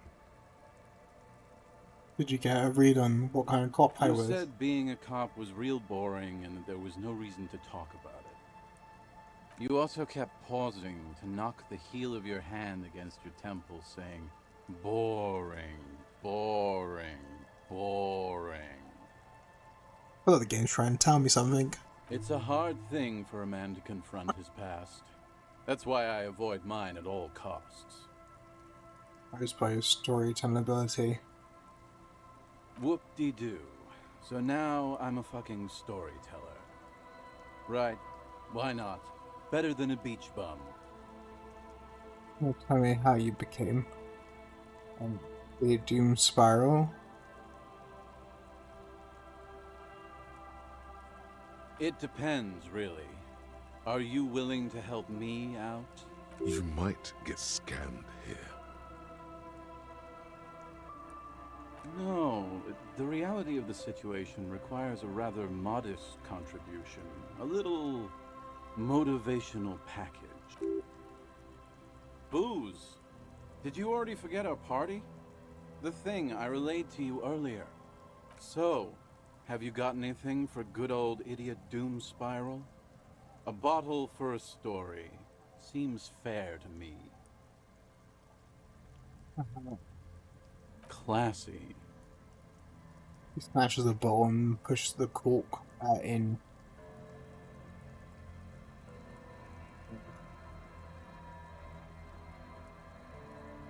Hey, Spiral Boy, you gonna share that? Don't call Abigail! Shut up, guys. I'm telling a story here. Something happened to you. Mallet now. Something happened to me, too. My actual name is George. But around here, you already know. I was once a reasonably high net worth individual. A founder / junior partner at a high concept creative services agency. When my story begins, I had just landed a major contract with an insurance firm. I used the profits from my agency to finance what I called a cultural incubator. Abstract value generation, value per person, high concept stuff. I developed the paradigm, worked within the paradigm, but the burden of leadership weighed heavily on me. So I went jogging every so often to keep myself sane. It did. With my trusty Sansariq tracksuit, I felt like I could conquer the world. This actually reminds me of my first job. After like the first store manager, or like I can't remember what he had like a particular name that we used to refer to the staff. So it was like team leaders was like managers, and then you had we had a term for the store manager. I can't remember what it was, but it's like he was like a nut when it came to like jogging and cycling, to the point of where he had this whole outfit whenever he was going to cycle. The sort of person where you'd normally expect him to be like this person you can't stand, a good portion of cyclists, but he was actually a really nice guy. It was like whenever he had any breaks, I remember he would come in for I don't know, like an 8-9 hour shift, something like that. He'd get a 30-minute break, and that 30 minutes, instead of eating or something, he would just kind of do that in the office while he's doing something on the computer, right? He would actually just go out for a 30-minute jog or like a 30-minute cycle. So you'd just see him every day. He would, for example, some days he wouldn't even ride to work. He would jog, and it's like we're talking about like a 2-hour jog just to get to work from where he was, right? So he jogged for 2 hours on a main road with he had to go over some spots that wouldn't have had pavement because they would be that kind of, like more like a motor road or like like a highway, whatever terminology would be. Like he had to like run for like 2 hours to get into work, to then come to work for like 8-9 hours, and then after he went to work for 8-9 hours, where he also was jogging during his break, he would then run or jog like home for another 2 hours. And he'd do that 5 days a week, and I'm like going like, you're fucking insane. How would you keep up with that? Like me at the end of like a shift before was just kind of like, oh, I'm tired. Or it's like the only thing I would like learn from that, like, from going from a small place to a bigger place, is where like when you're in the smaller place, don't complain that it's hard, because we go into a bigger place and it's a lot worse. But now dreams are worn thin, much like my tracksuit. One day I left on my evening run. As you may know, it's impossible to clear your head when you're distracted by the sound of keys jangling in your pockets. His eyes are clouded, his dilated blood vessels encircling his irises like stinging brambles.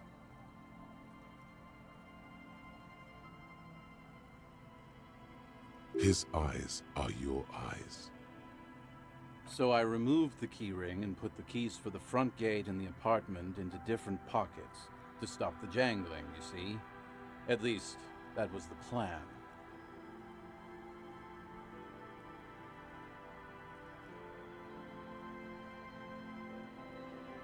I was halfway done with my usual lap when it started to rain. The reality situation became very wet, very quickly. Wet, okay? It was raining really hard. I made my way back home and discovered that I didn't have the key to the front gate. I'd mixed it up with the key to the letterbox, which was useless.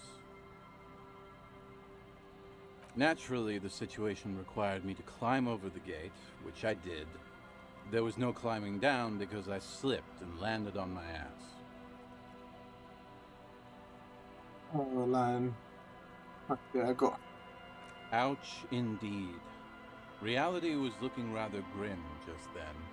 Me lying on my ass in a mud pit in the middle of a heavy shower. But when life knocked me down, I always got up. So I made my way across the yard. Standing in front of my apartment door, fumbling with my pockets, I realized that I'd also forgotten my apartment key. I wish I were Tequila. I wish I were. Instead of my apartment key, I'd taken the key to the office. I rang my neighbors' buzzers. It was late, and most of them didn't even answer. Those who did assumed I was trying to sell them something and hung up before I could even explain the situation. People are naturally wary of ad men, you see. One moment someone chats you up, 5 minutes later you've bought a box of edible lingerie and a strap-on. I don't begrudge them, especially since I was known to be one of the best. Pauses meaningfully. Just then, I experienced a moment of clarity. I still had the key to my office. I could wait out the storm there. But when I reached my office, I remembered that I'd asked one of my producers to change the locks that day. And since I hired only the best, he'd already done it, and I couldn't get in. Anyway, long story short, life spiraled out of control. I haven't gotten into my apartment for years, and my girlfriend left me because she didn't want to date a homeless man. The company, well, you see where I'm going with this. So, now you've heard my tragic tale. What do you think? Like nothing you've ever heard, steps missing. huh? True. I said doesn't. Look on the bright side, you got one other story. You realize that was all your own fault. Like, Tequila, I've thought about this series of events for a long time. If there was anything else to it, I would have thought of it by now. Why didn't you go to the authorities? Well, at one point they came to me, but, you know, I didn't have any ID on me. So they tossed me in jail for 2 days. I can't say it increased my faith in the RCM. No offense, gentlemen. I don't remember you being such a dick before, Tequila. He takes a slow sip from the bowl and looks out across the bay. That doesn't mean you're wrong, though. Anyway, that was all the tale one bottle gets you. Almost empty, this one.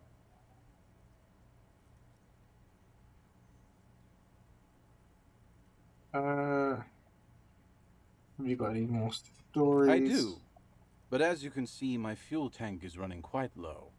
If you catch my drift. Not much, but it will do. The tale I'm about to tell you is an urban legend particular to Martinez. That said, I first heard it from a former bicycle courier in Koran. There are many variations on the basic story, and the details often conflict. What everyone agrees on is that nobody knows the exact nature or identity of the phenomenon.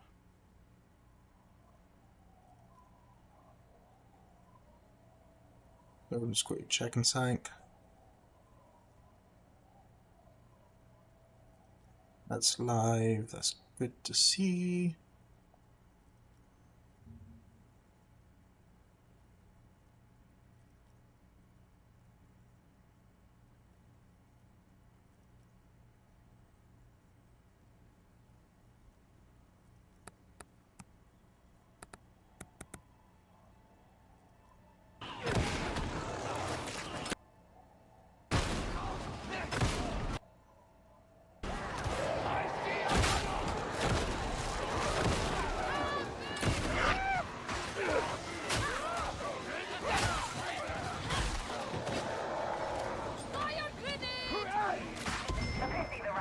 I need to actually mute that.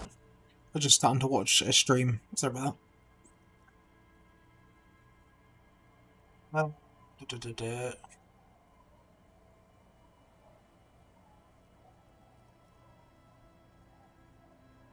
Are you telling the story of the headless... Shut the fuck up, Rosemary. Summer of 44. 17-year-old Gertrude Het is walking home from a late shift at the harbor. It's almost midnight. She stops for a cigarette near the canal. So it's going to quickly check something else quickly. Sorry about this. Seeing if I got a message back on something.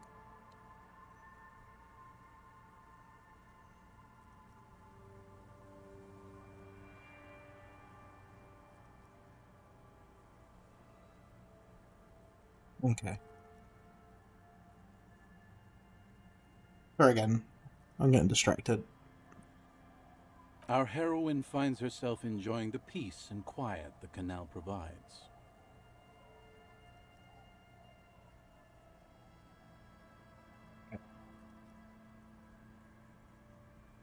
What she doesn't know is that her peace is about to be shattered.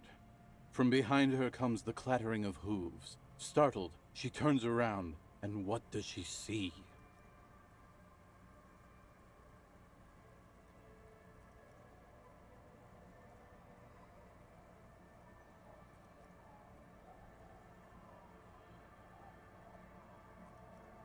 Make sure that's tight.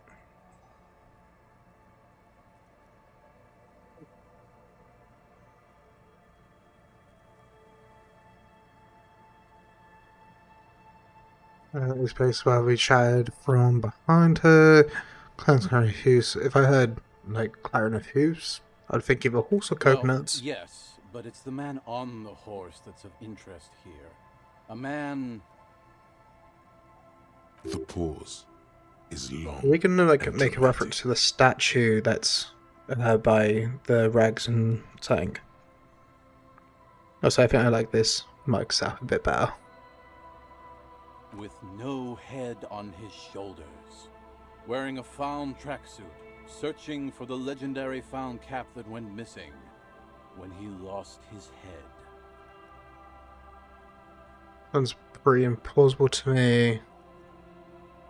I thought that he rode a headless pig. Well, there are many versions of this story, the most peculiar of which has the headless fawn rider riding on the back of another headless man.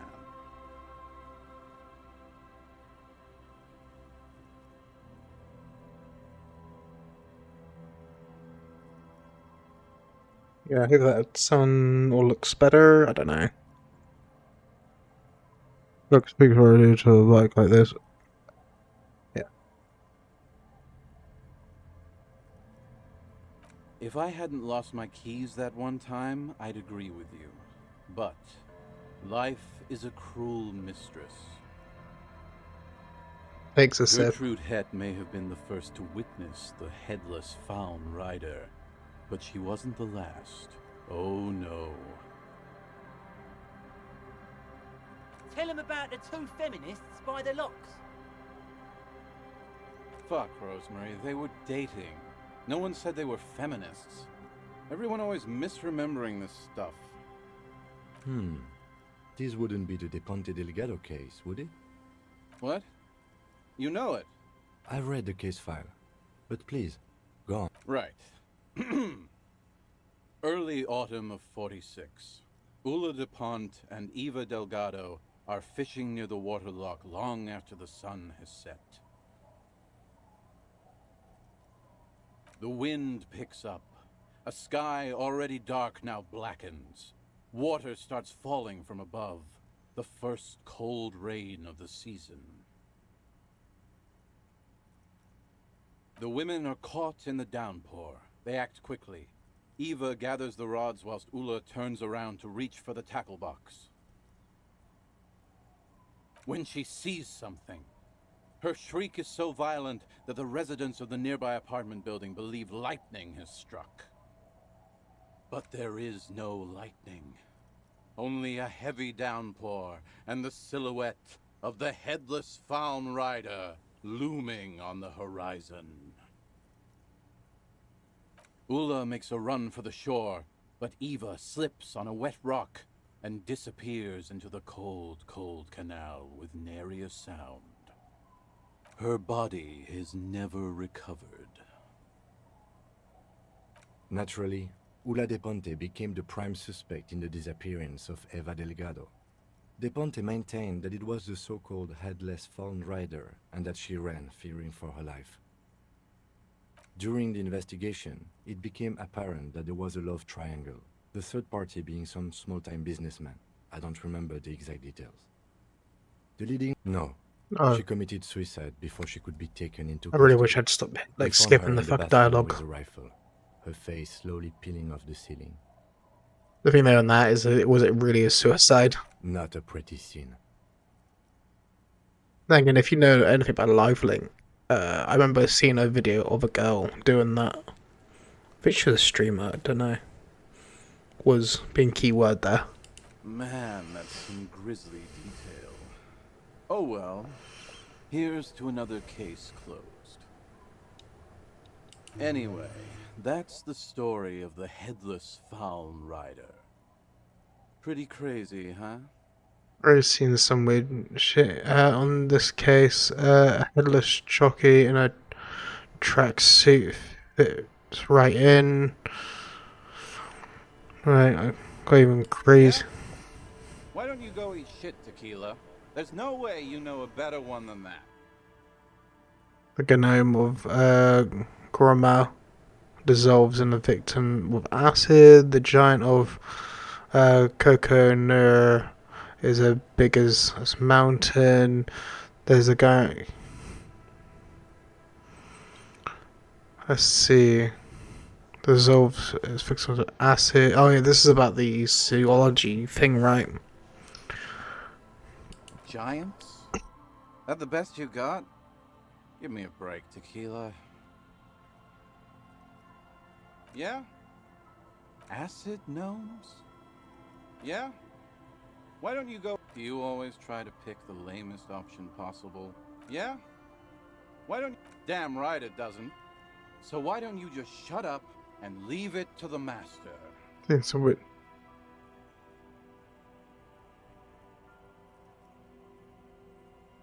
Or is shot in the in this case. Less shocking and a tracksuit fit. Well, Tequila, that's part of the legend. No one knows for sure. There are a couple of possibilities, though. Some say he was an undercover cop who blew his cover and got beheaded by the vicious gang he had infiltrated. Now he rides, maybe, I don't know. searching for his lost-found cap, plotting revenge. He left something from my throat. Like it's getting kind of Others claim he was icky. a professional jockey who veered off course during a steeplechase, ended up in somebody's backyard, and got decapitated by an exceptionally taut clothesline. Personally, I think he was just some guy who hanged himself from a really tall tree, and the fall was so violent that his head came clean off. Coincidentally, at that exact moment, a horse happened to pass under him, and his beheaded corpse mounted it, where it remains to this day. But then, no one really knows.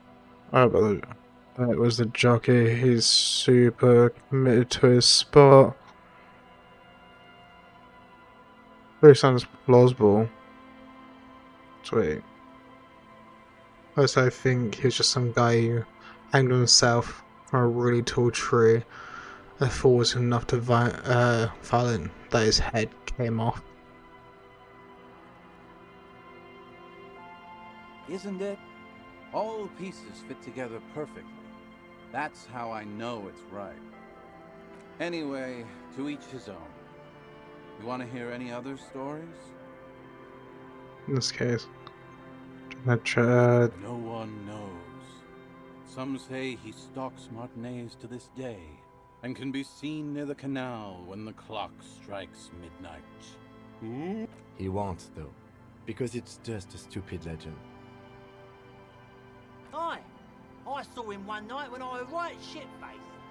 you keep losing all your shit. I want to hear the story of your name again. I'd like to listen to the tale of the Headless Rider again. Have you got any more of an... I don't really care, to be honest. So, I've got this.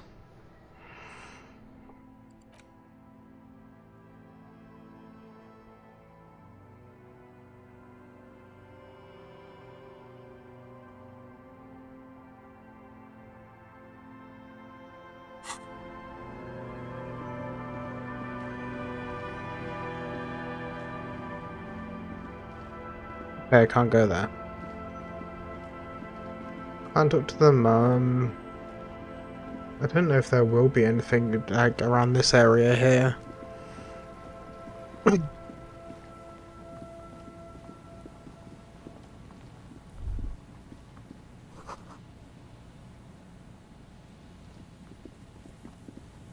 Let's look at the map. There's no point just endlessly running around in circles. Don't think I'll be able to do that.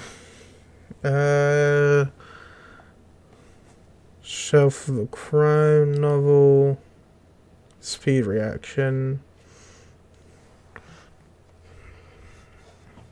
Tommy Lee Homie. That's him. Sleeping dog person. I don't think I can do that one anymore because he's gone.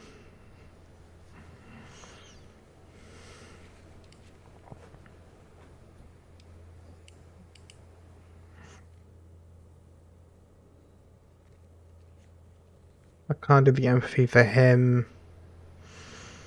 I don't know where that one is. So you're here. Trash container is apparently, like when you look at that. So what, rags. Like I already looked at the trash container between there. This is like the one here, but I don't think I actually may have been saying on it. And again, I'm only gonna get like some random loot. Can't do that yet. I don't need to like get him. I don't really want to do that.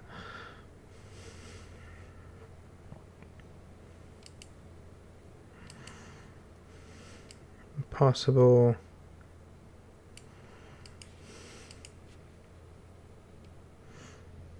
These are found white checks. Those on white are available to you to try now.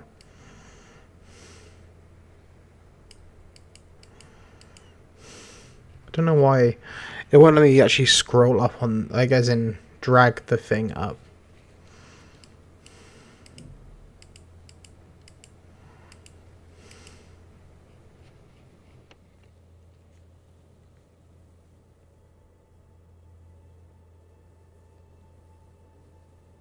Like, I'm not a strength guy. I can't really do the strength ones. Maybe I can... Yes? I'm glad to hear it, Detective. I was wondering when we'd get to this very subject.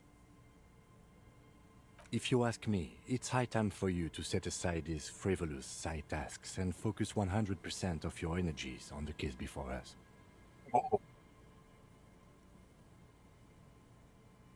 Why are you pronouncing it like that gentleman from the Institute of Price Stabilité? You know what? Forget it. What specifically are you trying to assign responsibility for?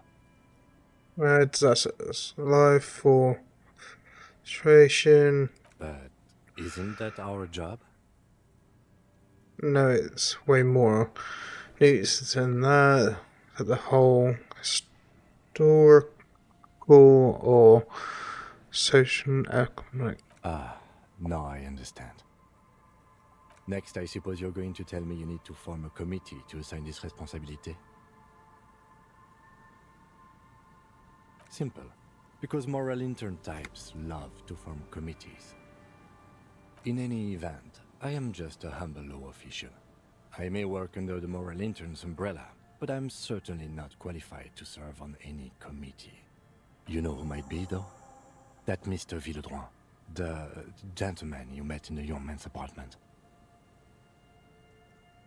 Which guy? Which man you met in the young man's apartment? Oh, you mean...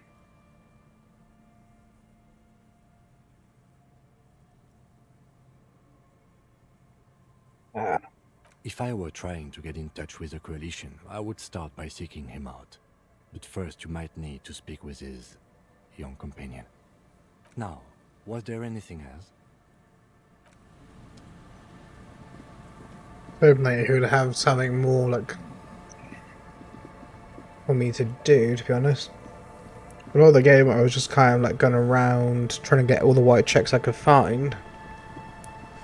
But I now got at this point where I've got white checks which are too like high for me to actually check. I don't think there's any more else to look down here. The thing I can do is you would talk to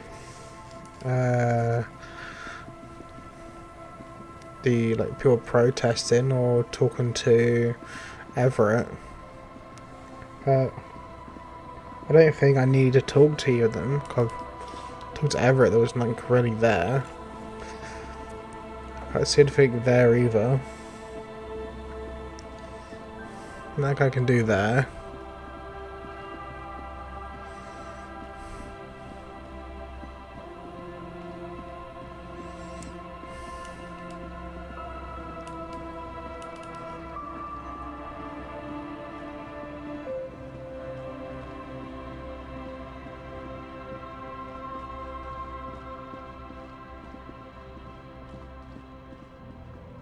Like, I would have like stopped this at the point where you had people admitting to sort of doing said crimes. Like, the only thing I could think of maybe is talk to Cindy girl. Sure, I could also speak to the girl that's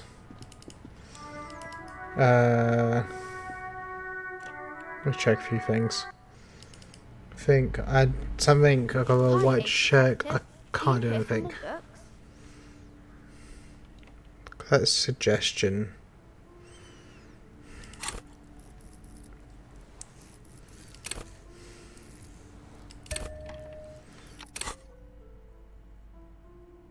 It's low.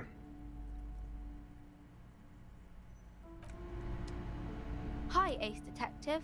Are you here for more books? You have absolutely no idea. I can't speak to her. She's in denial.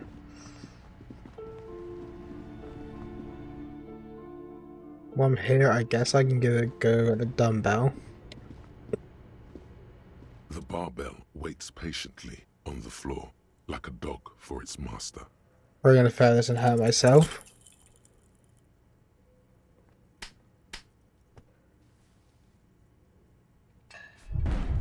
Probably would have helped if I actually changed You my manage to outfit. hoist it off the ground, but the barbell feels wobbly and dangerous. Your hands slick with sweat. Turns out you're no beast, just an old man with bad form. Weightlifting was never my favorite either. I like to hurt myself, apparently. I prefer running. It clears your head.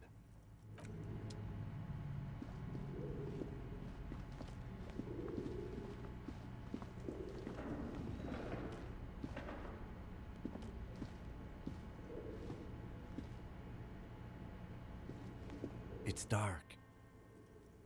And the flashlight works a lot better if you hold it in your hand.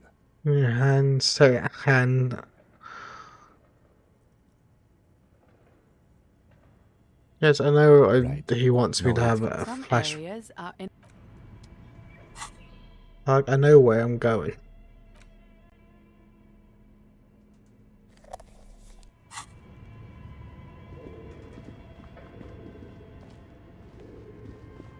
I think I had to check with the lady over this way. Might as well see if I can do anything there. Oh, it's you again. No, it's still Are you locked. looking for a dye? Of course. Tell me what you have in mind. I don't think I need this. No need to rush. I just thought there might be something there. Not about the murder case. I'm actually like just looking for things. Like I've spent the other days getting as much done as I can. The bear's eyes are still. Like the only new thing I got is the Cindy girl. Those people apparently were talking about how like, oh, we got asked us to pass messages on to Cindy. I don't know how important that is. I don't think she's at all expected to be involved in the crime. Because from the one they mentioned was a lady with blue hair. Hello again, officers. Have you come to admire my mural? I don't believe it. I've never known those boys to have manners. To hold you in high They'll esteem. never be skulls, but their hearts are in the right place.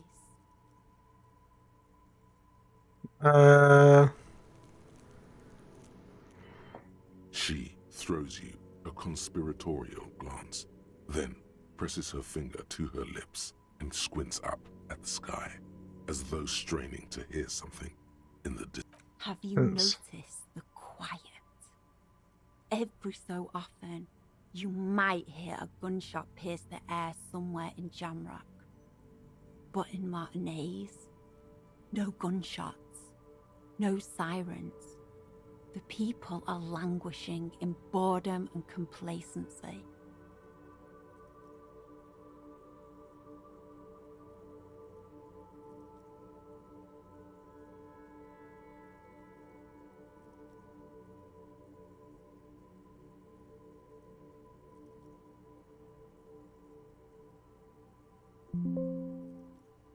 What am I doing? Oh shit.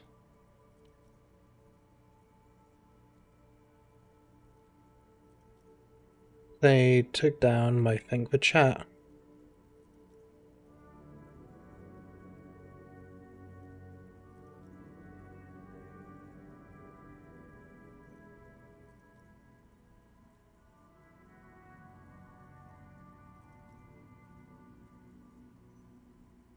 It's back there.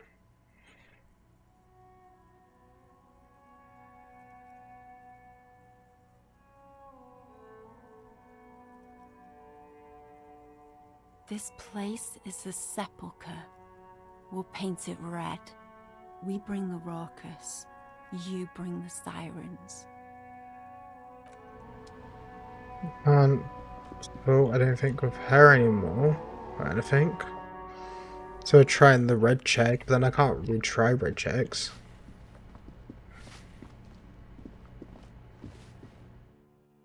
I don't see a point in coming up here. There's no cut there.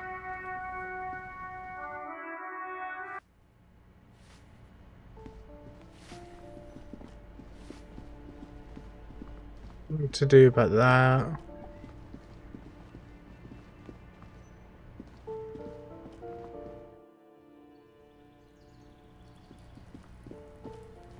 No point going into that house unless, like, maybe. This door is made of metal, and no one answers. Let's go. There's nothing to do here for.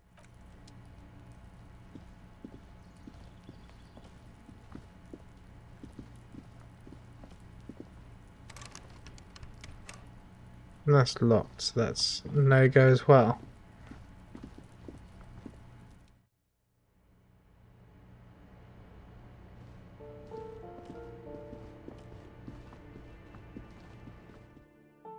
The only thing I could think of is to talk to the people striking. Like, I literally can't think of too much more.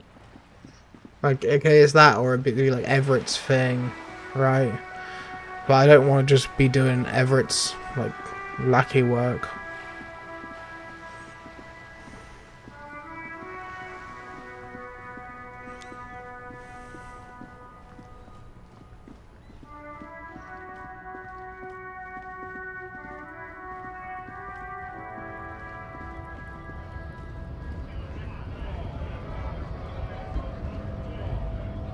Right to work! Right to... When a bunch of ungrateful, lazy cockroaches can't get their act together, decide to block honest work for other people. Beats me. They mumble nonsense about boardrooms and workers' rights, while we have the right to work! There's something odd in the way he carries himself. His set of clothing looks vaguely mismatched. The different pieces of the attire seem ill-fitting. His shirt is far too small and an unpleasantly tight fit, while the overalls, held up by a belt, seem to fit a man with much more corpulence. He ignores your question, choosing instead to turn to the emaciated workers, raising both fists in the air. The clothes are obviously not his. Silence is the answer. There's something off here, but he won't say what. You've been talking to him for quite a while now. Something is off with this guy. Ask him where he's from. What's it to you? You go out to figure us out. Strike. Routine part of investigation. Done no crimes. I only fight for the rights of people. Every once in a while, it's like you can see glimpses of another guy under the guise of this fighter for jobs. He seems a more brutal, cunning, and suspicious person. Just a hunch. Or you just might be paranoid. We're all workers, right? Workers stick together. Came from the eminent And domain. where I Jamrock, frequent a lot of backgrounds bars, in and odd mate. jobs, Yeah, heavy I know lifting, this. Cargo hauling, bouncer work. I know the drill. Sweet. I know bars been thrown out from maybe seen some of that. I don't really drink, but work has taken. Worked at Territorial. Ring a bell? Uh-huh. It was a long time ago. Okay. I don't know what I need to do next. One thing I might do is I might just switch up games. I'm a bit stuck on what I need to do or where I need to go. I don't think the solution is just sleep 3 days.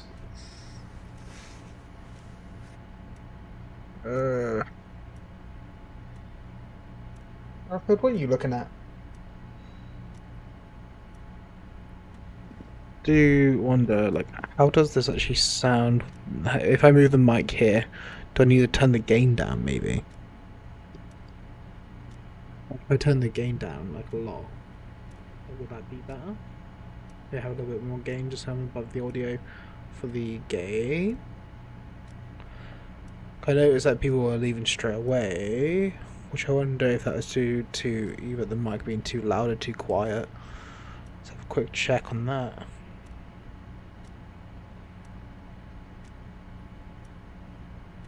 Da-da-da-da.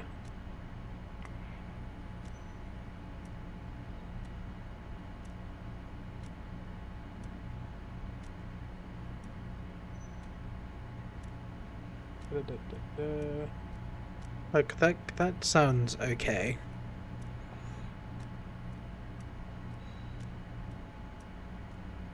Like this is with my voice being a bit raspy. Like that sounds okay. I would like turn the gain up, what does it sound like then? Like this is with my voice being a bit raspy. There's quite a delay though. Like that sounds okay. I would like turn the gain up, what does it sound like then? Like this is with my voice being a bit raspy. I want to tweak that down slightly. There's quite a delay though. So like with it slightly down, it would sound like this. What does it sound like then? I want to tweak that down slightly. There's quite a delay though. It's a bit too much gain. So like with it slightly down, it would sound like this.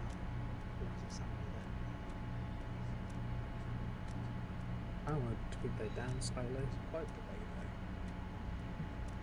It's a bit too much gain. So like with it slightly down, it would sound like this. There we go, I think that's a bit better.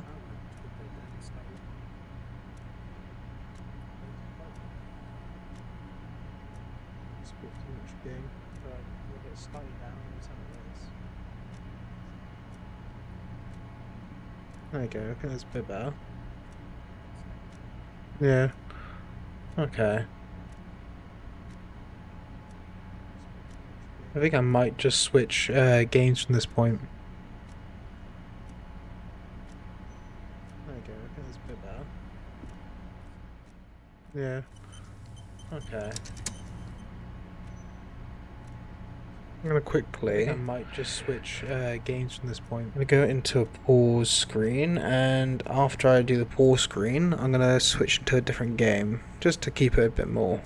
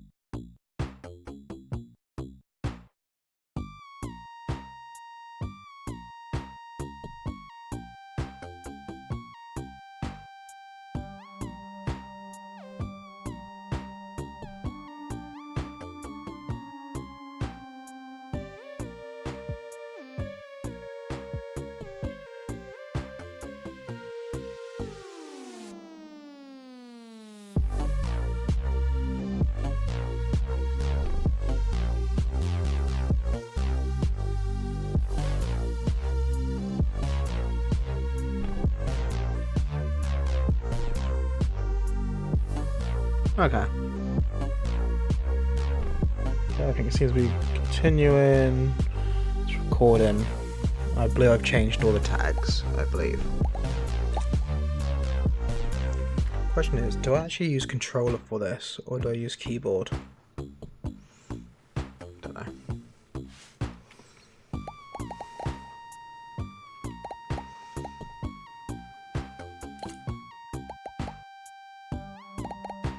I don't know.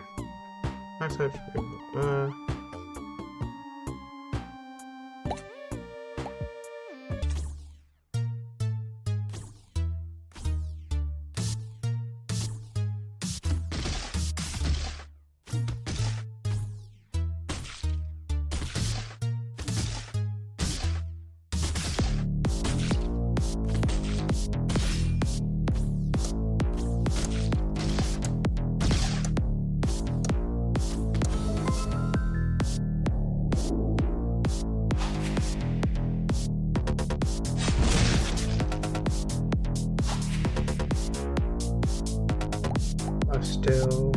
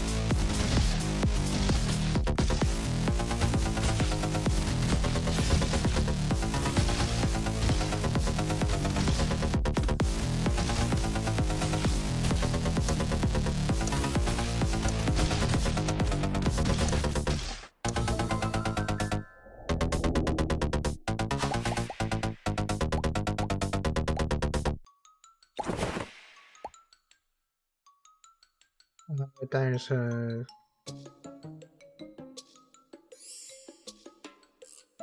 you hit an enemy, sit down, reduce the enemy's speed by 25% max.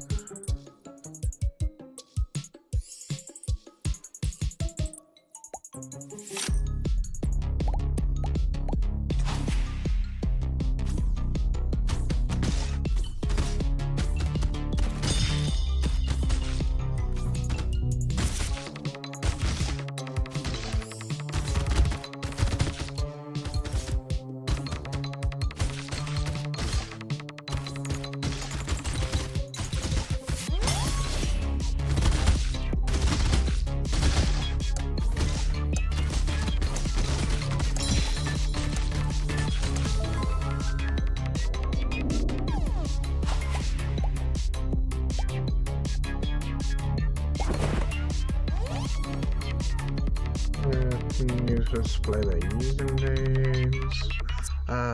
Bow. Each one is one chair. Not really desperate on that.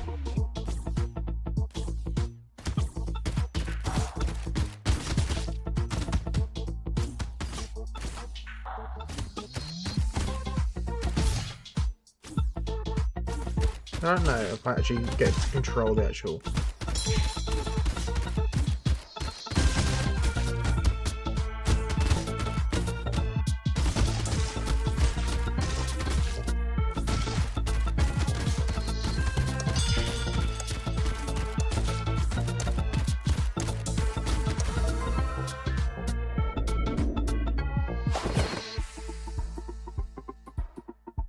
Elemental damage plus 3 bleeding damage. Attack speed goes down when drinking a potion. Can't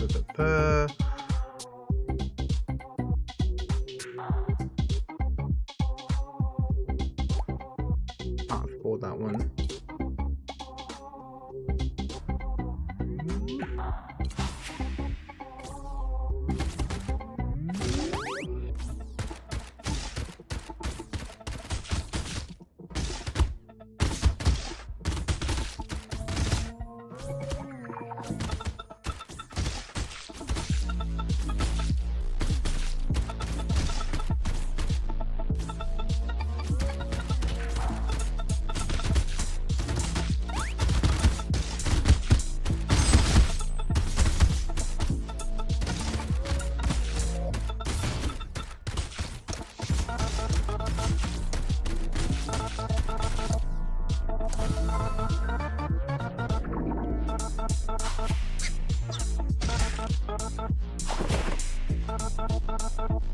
We'll go down.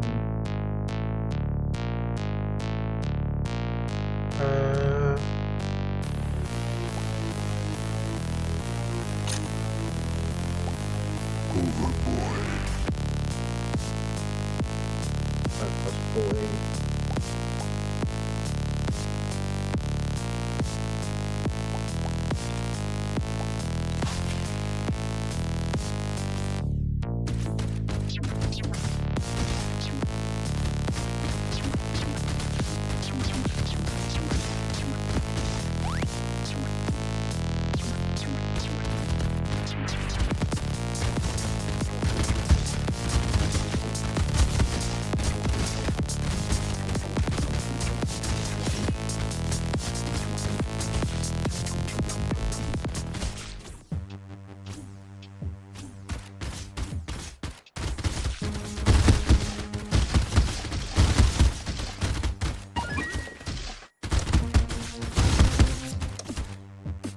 I got a bleed effect, right?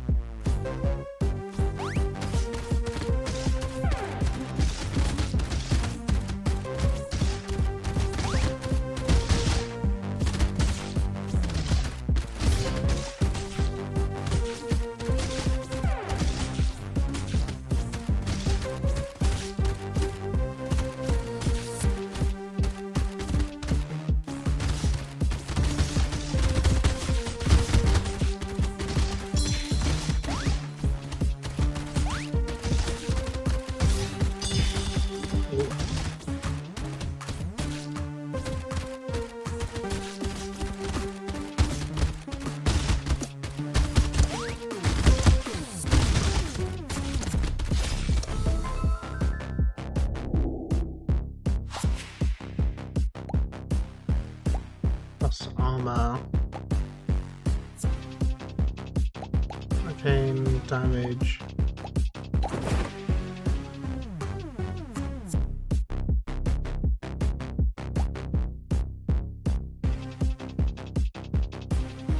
Plus armor. Positive, nah.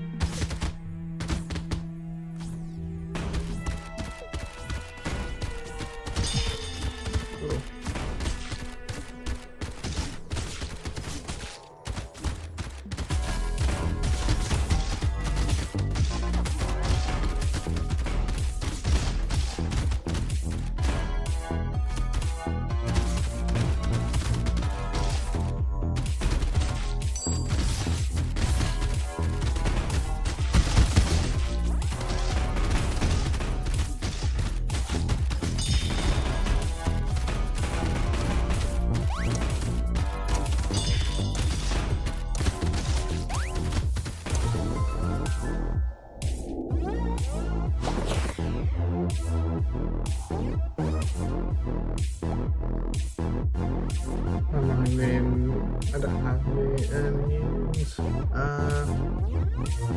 Bring inversion duration 26 plus 20 damage.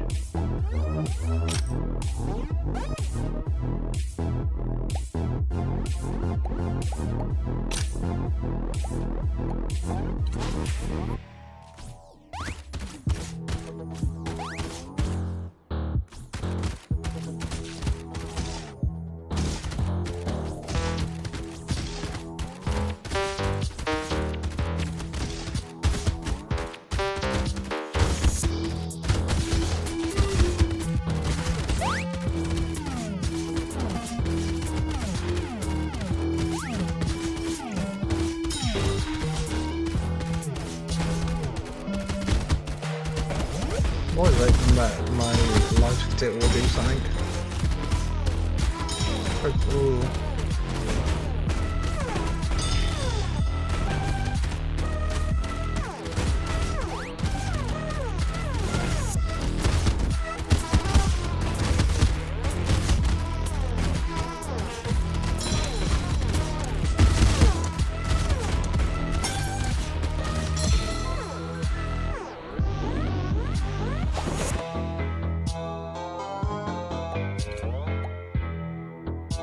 Plus 20 damage. The enemy health.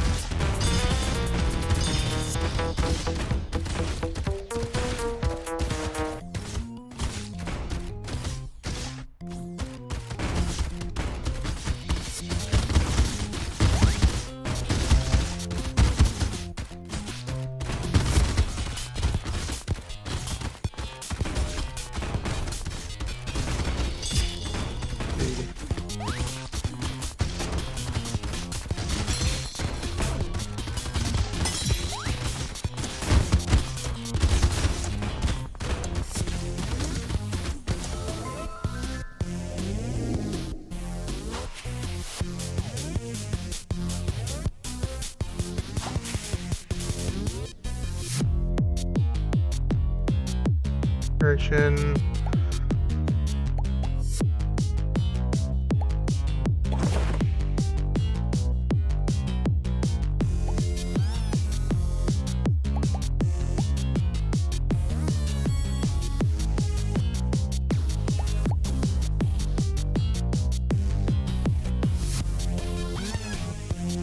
If there's something for range, maybe better. Okay. Yeah, like I meant like range for my main attack.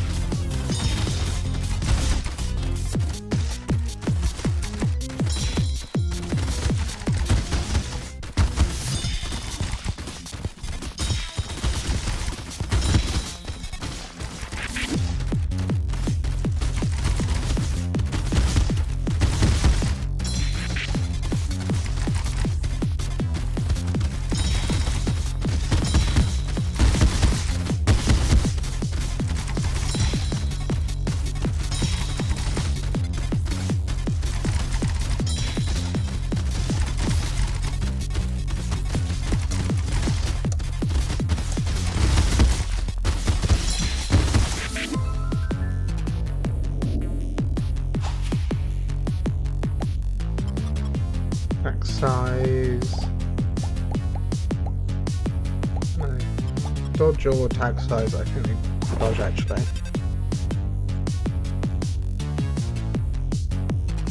I mean, an object already piercing.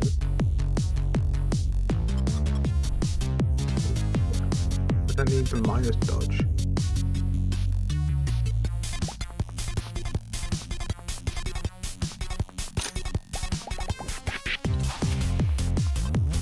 It'd be nice if I didn't have to worry so much about like needing the main damage dealer.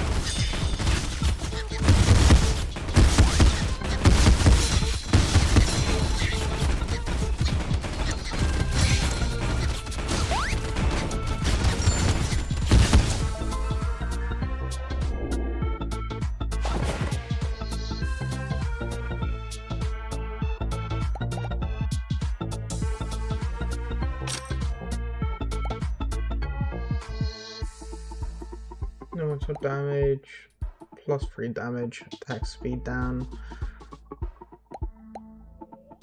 I think I want to lock that one in.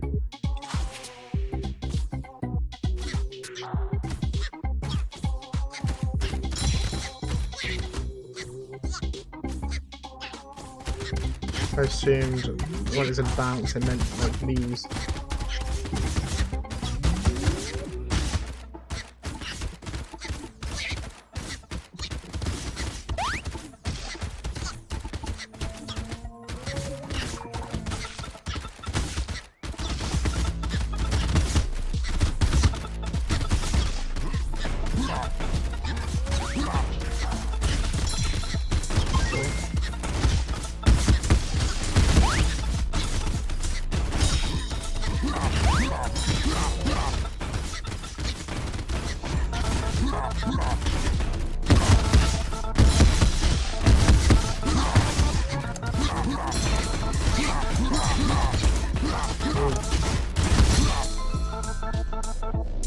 I've made it out 1 health.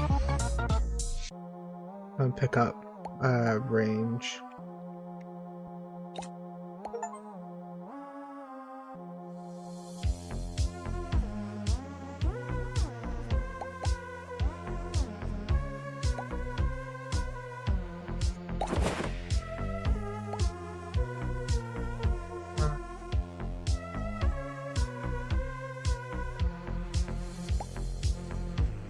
Yeah, I can increase.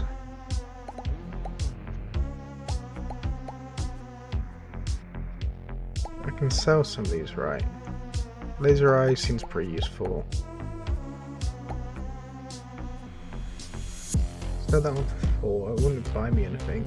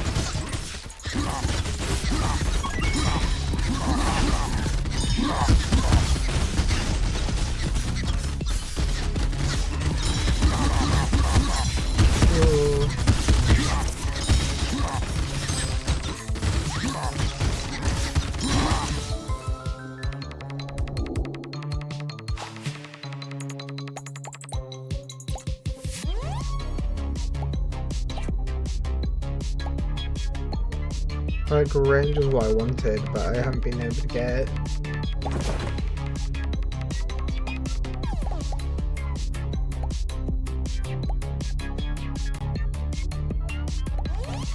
And that should be good to get. I see, I've got to get rid of one of these. Sell that one, get this one.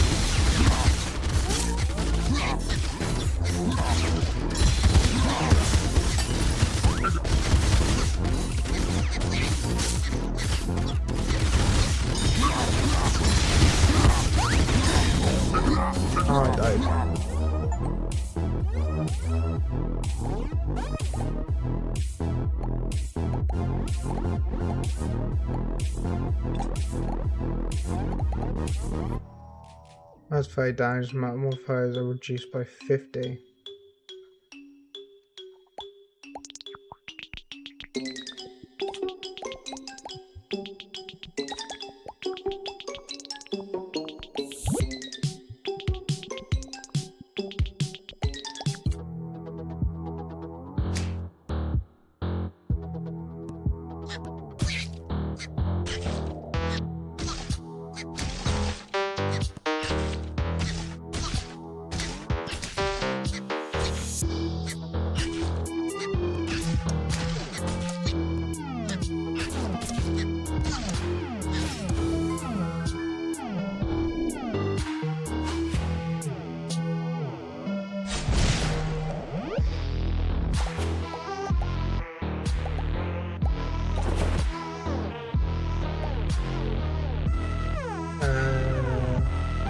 Damage. My character's like based off like how minions. I would imagine it would be better. Or me just have more minions and more. Good.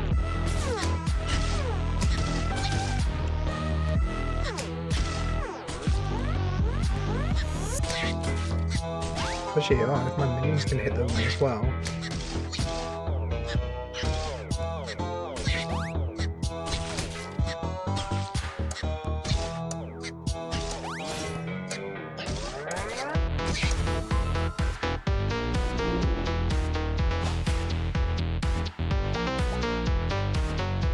Stat.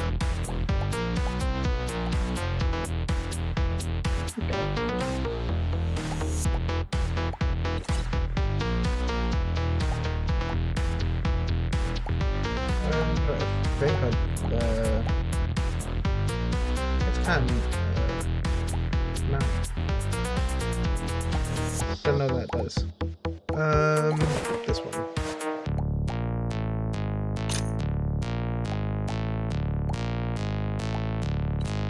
Lock that one. Overboard.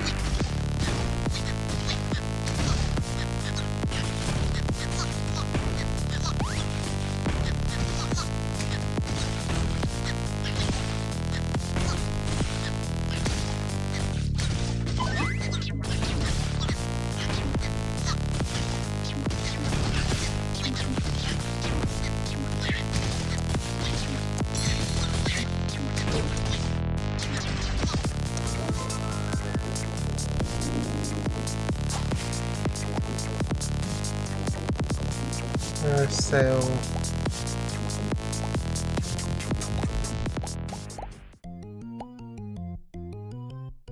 Will that just make my minions bigger?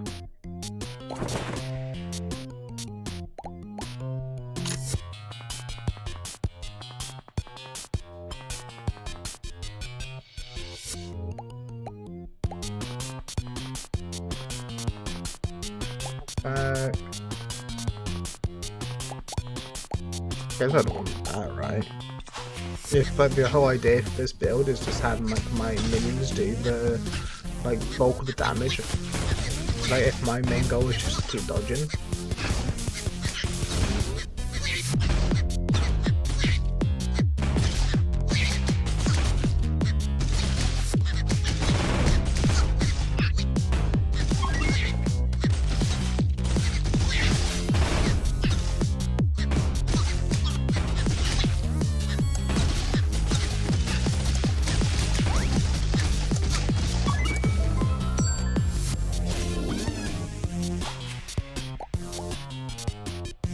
Lifesteal, soul harvest, I'd sell that.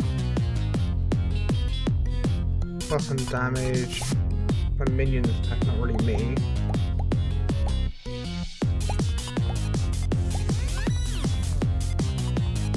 Speed would probably be a good idea to have.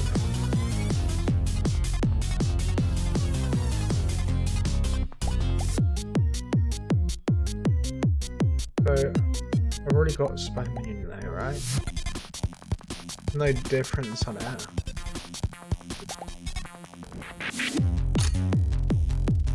Oh, so you already got the leg.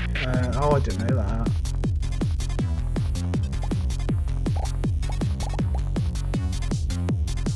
to do that.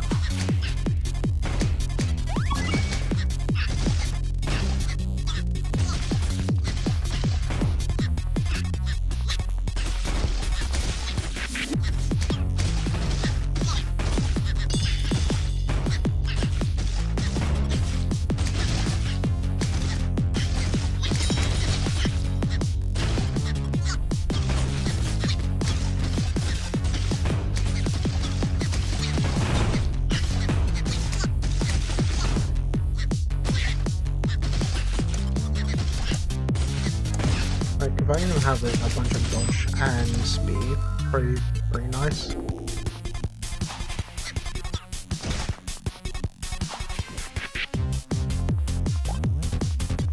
When your enemy hit blows reduce the enemy. Yeah, probably.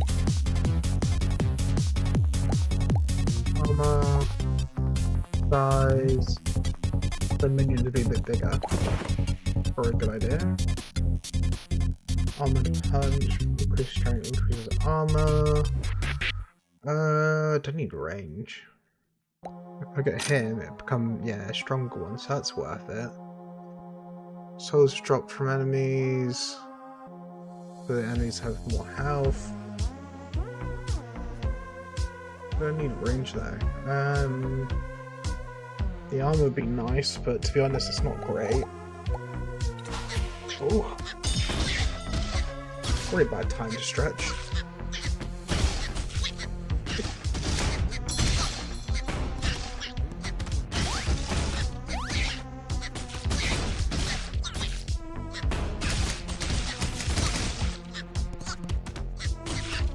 I'm gonna try keeping the potions around.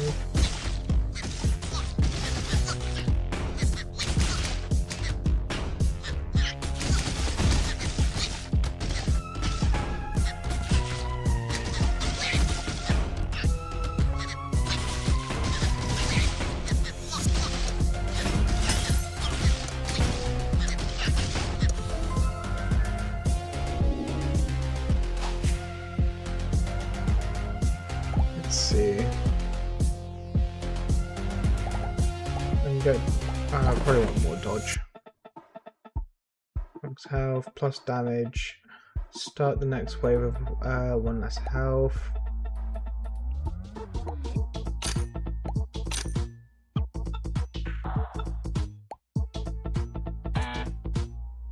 I have that one.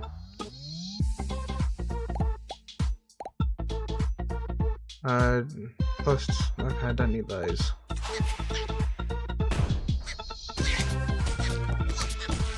I got life still, so as long as I can survive stuff and evade damage, my health will eventually go up. I mentioned they're going to probably be dropping some health potions.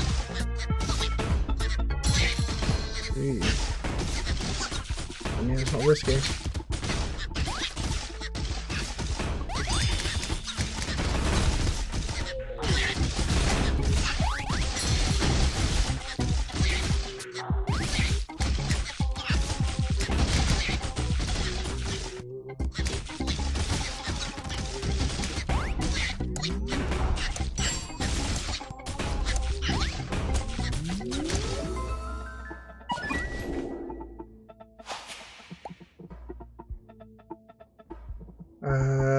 Chest found. Don't really need arcane or anything like that. So it cuts my dodge down, which I'm probably going to want more. Oh, these ones. I like the size. I think I'd probably go for size. All I've got to do is just dodge. Let's see.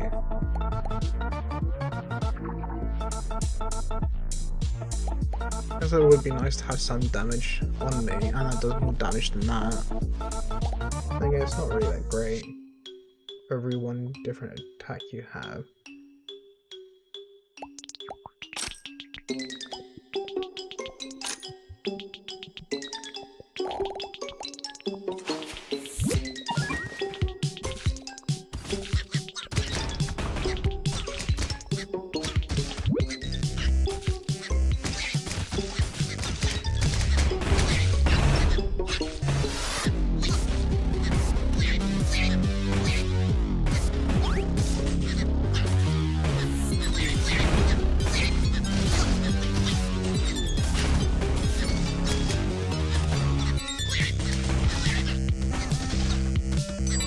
Hold on, don't like those.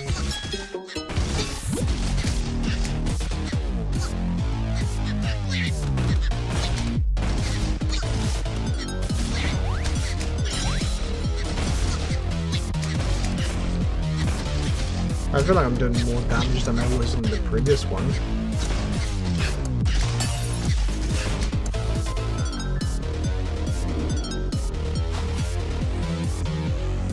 So when a noob or invisible username dies, spawn one soul.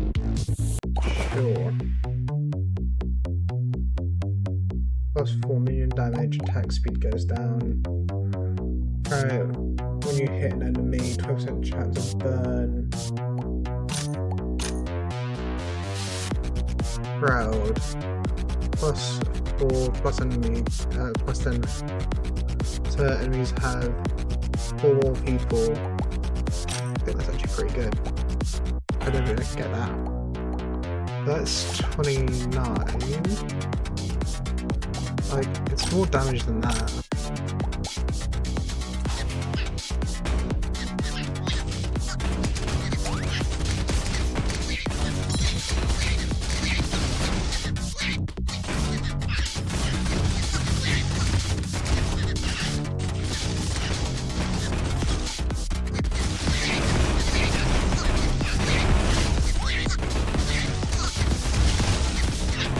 Does, like, the numbers technically help. Many problems that lines are bad.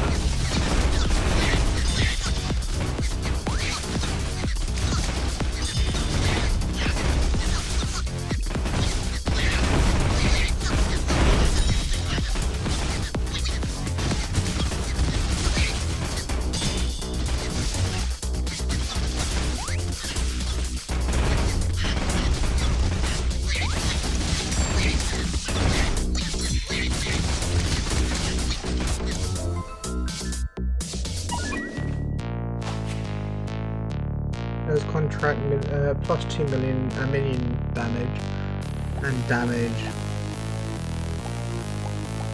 I want to increase dodge and speed probably. I want critical, but wait. Let's try this bow's critical. That's a weapon. I can't get that one. If I kept the skull, I could have had that one.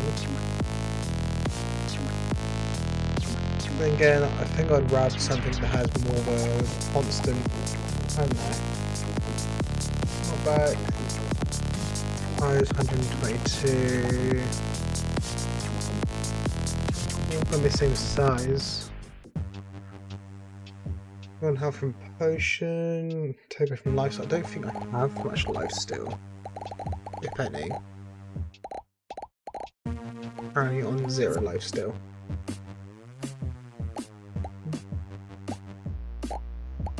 Reroll it.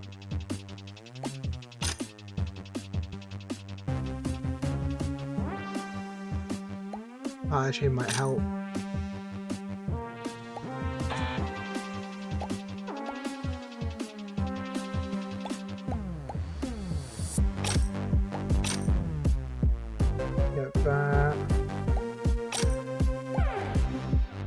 Looking at that, she was better.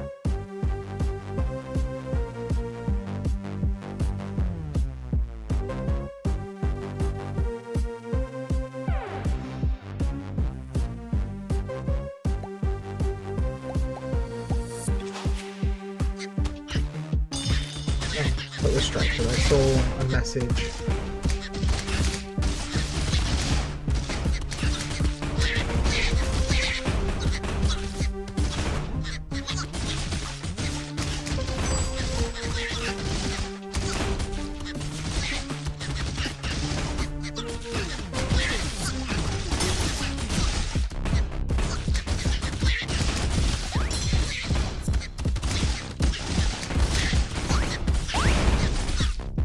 I don't need to hit the balls. Our minions can hit them instead.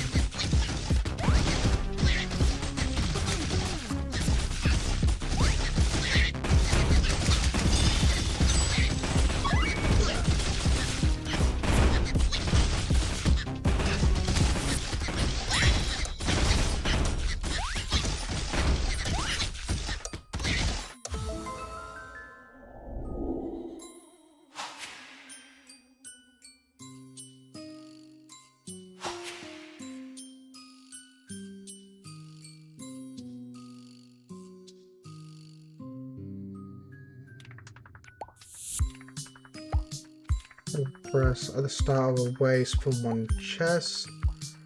High chance or chill.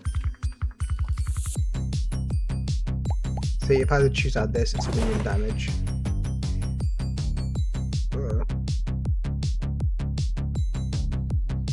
Let's see. So, chance to instantly attract a soul when it's dropped. Probably a good idea, but money-wise, if I'm going to do that and this, if I get a chance that.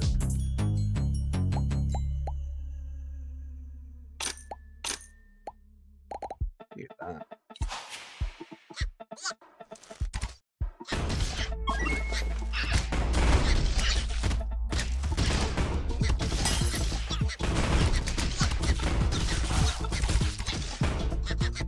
What I've got to talk about right now is the dodge. I don't know why it stopped moving there.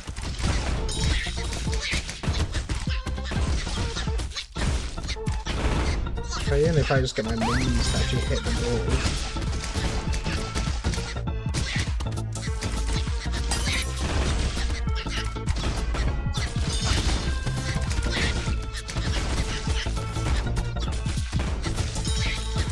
Don't know why I walked into that.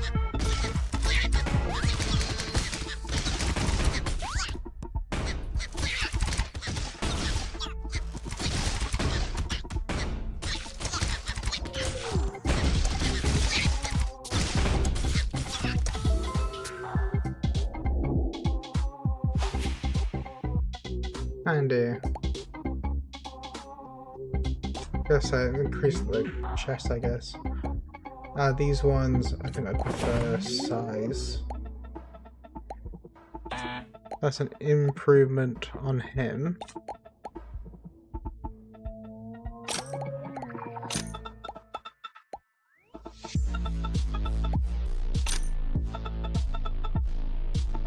There you go, and then that's arcane damage, that doesn't really matter because that takes away dodge. Plus 8% duration, plus 10 damage with link attacks. Yes. And then I can sell this. Oh, I can merge them. Learn new things. I can get a new one.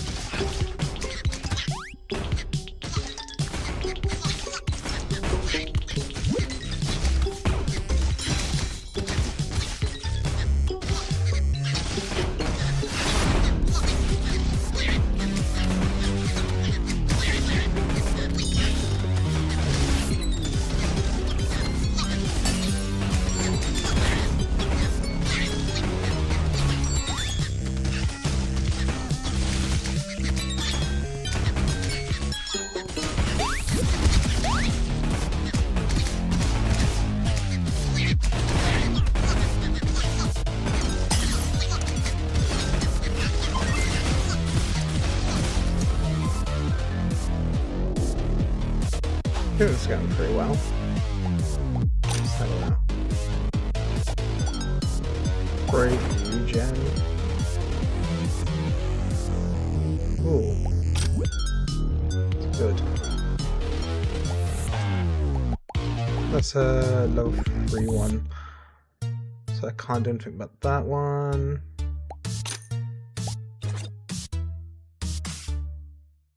That takes a dodge, which is not what I want. Oh. I merge these. That's level 3. Rage extension, maybe. Yeah, there you go. Because one of my attacks already bounced off the wall, so I don't need that. That's literally useless to me. This one is just straight up armor, it's elemental damage.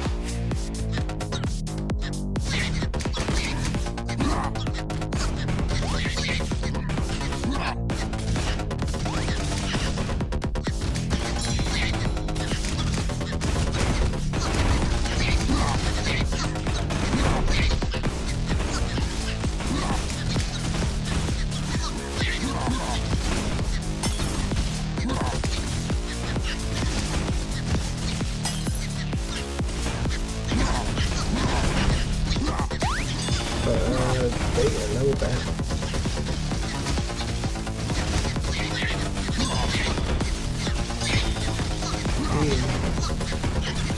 Doesn't hold bad at the whole brush part.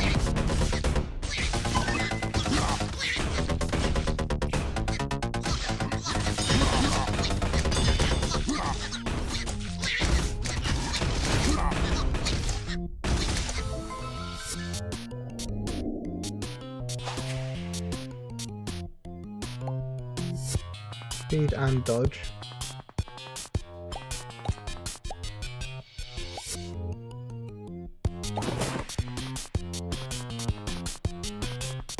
Plus 20 damage. They get stronger though. Let's re-roll that. I don't think that's like used to me at all. Turrets are now kickable. What that means. Goblin, extra arm, extra attack slot. Well, that'd be nice. Does take away damage though. But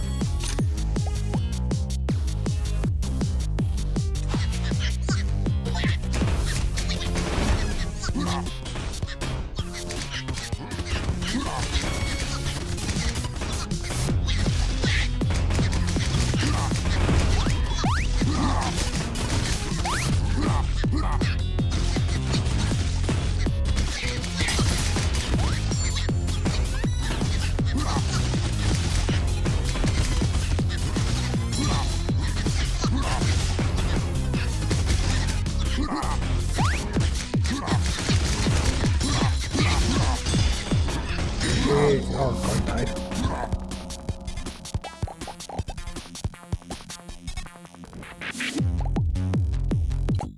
That shit was pretty fun. So I actually want to go off now. There's a streamer I want to watch that's currently active. Actually, I might quickly just see what they're doing first. There's certain streamers I like to watch.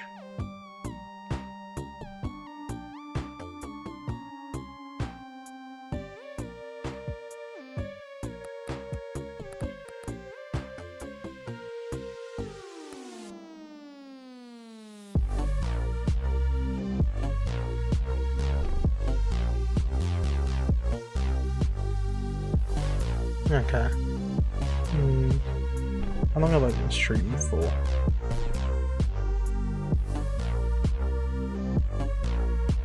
Maybe I'll stream longer. I think it doesn't say that I've got anyone here anyway. Dunno. Maybe.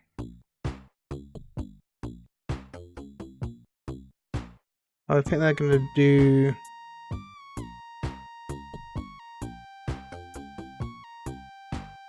I'm kind of seeing what they're doing, and then depending on what they're doing, I'll just continue playing or not.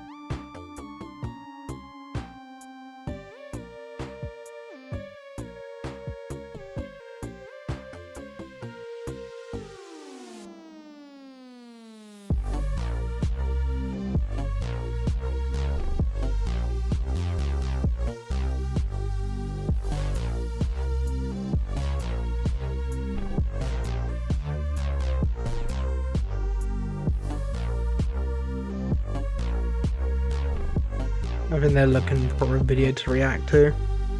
I think. I'm not sure. Thinking if I do go off, then at least I can actually go and grab something to eat. Dinner.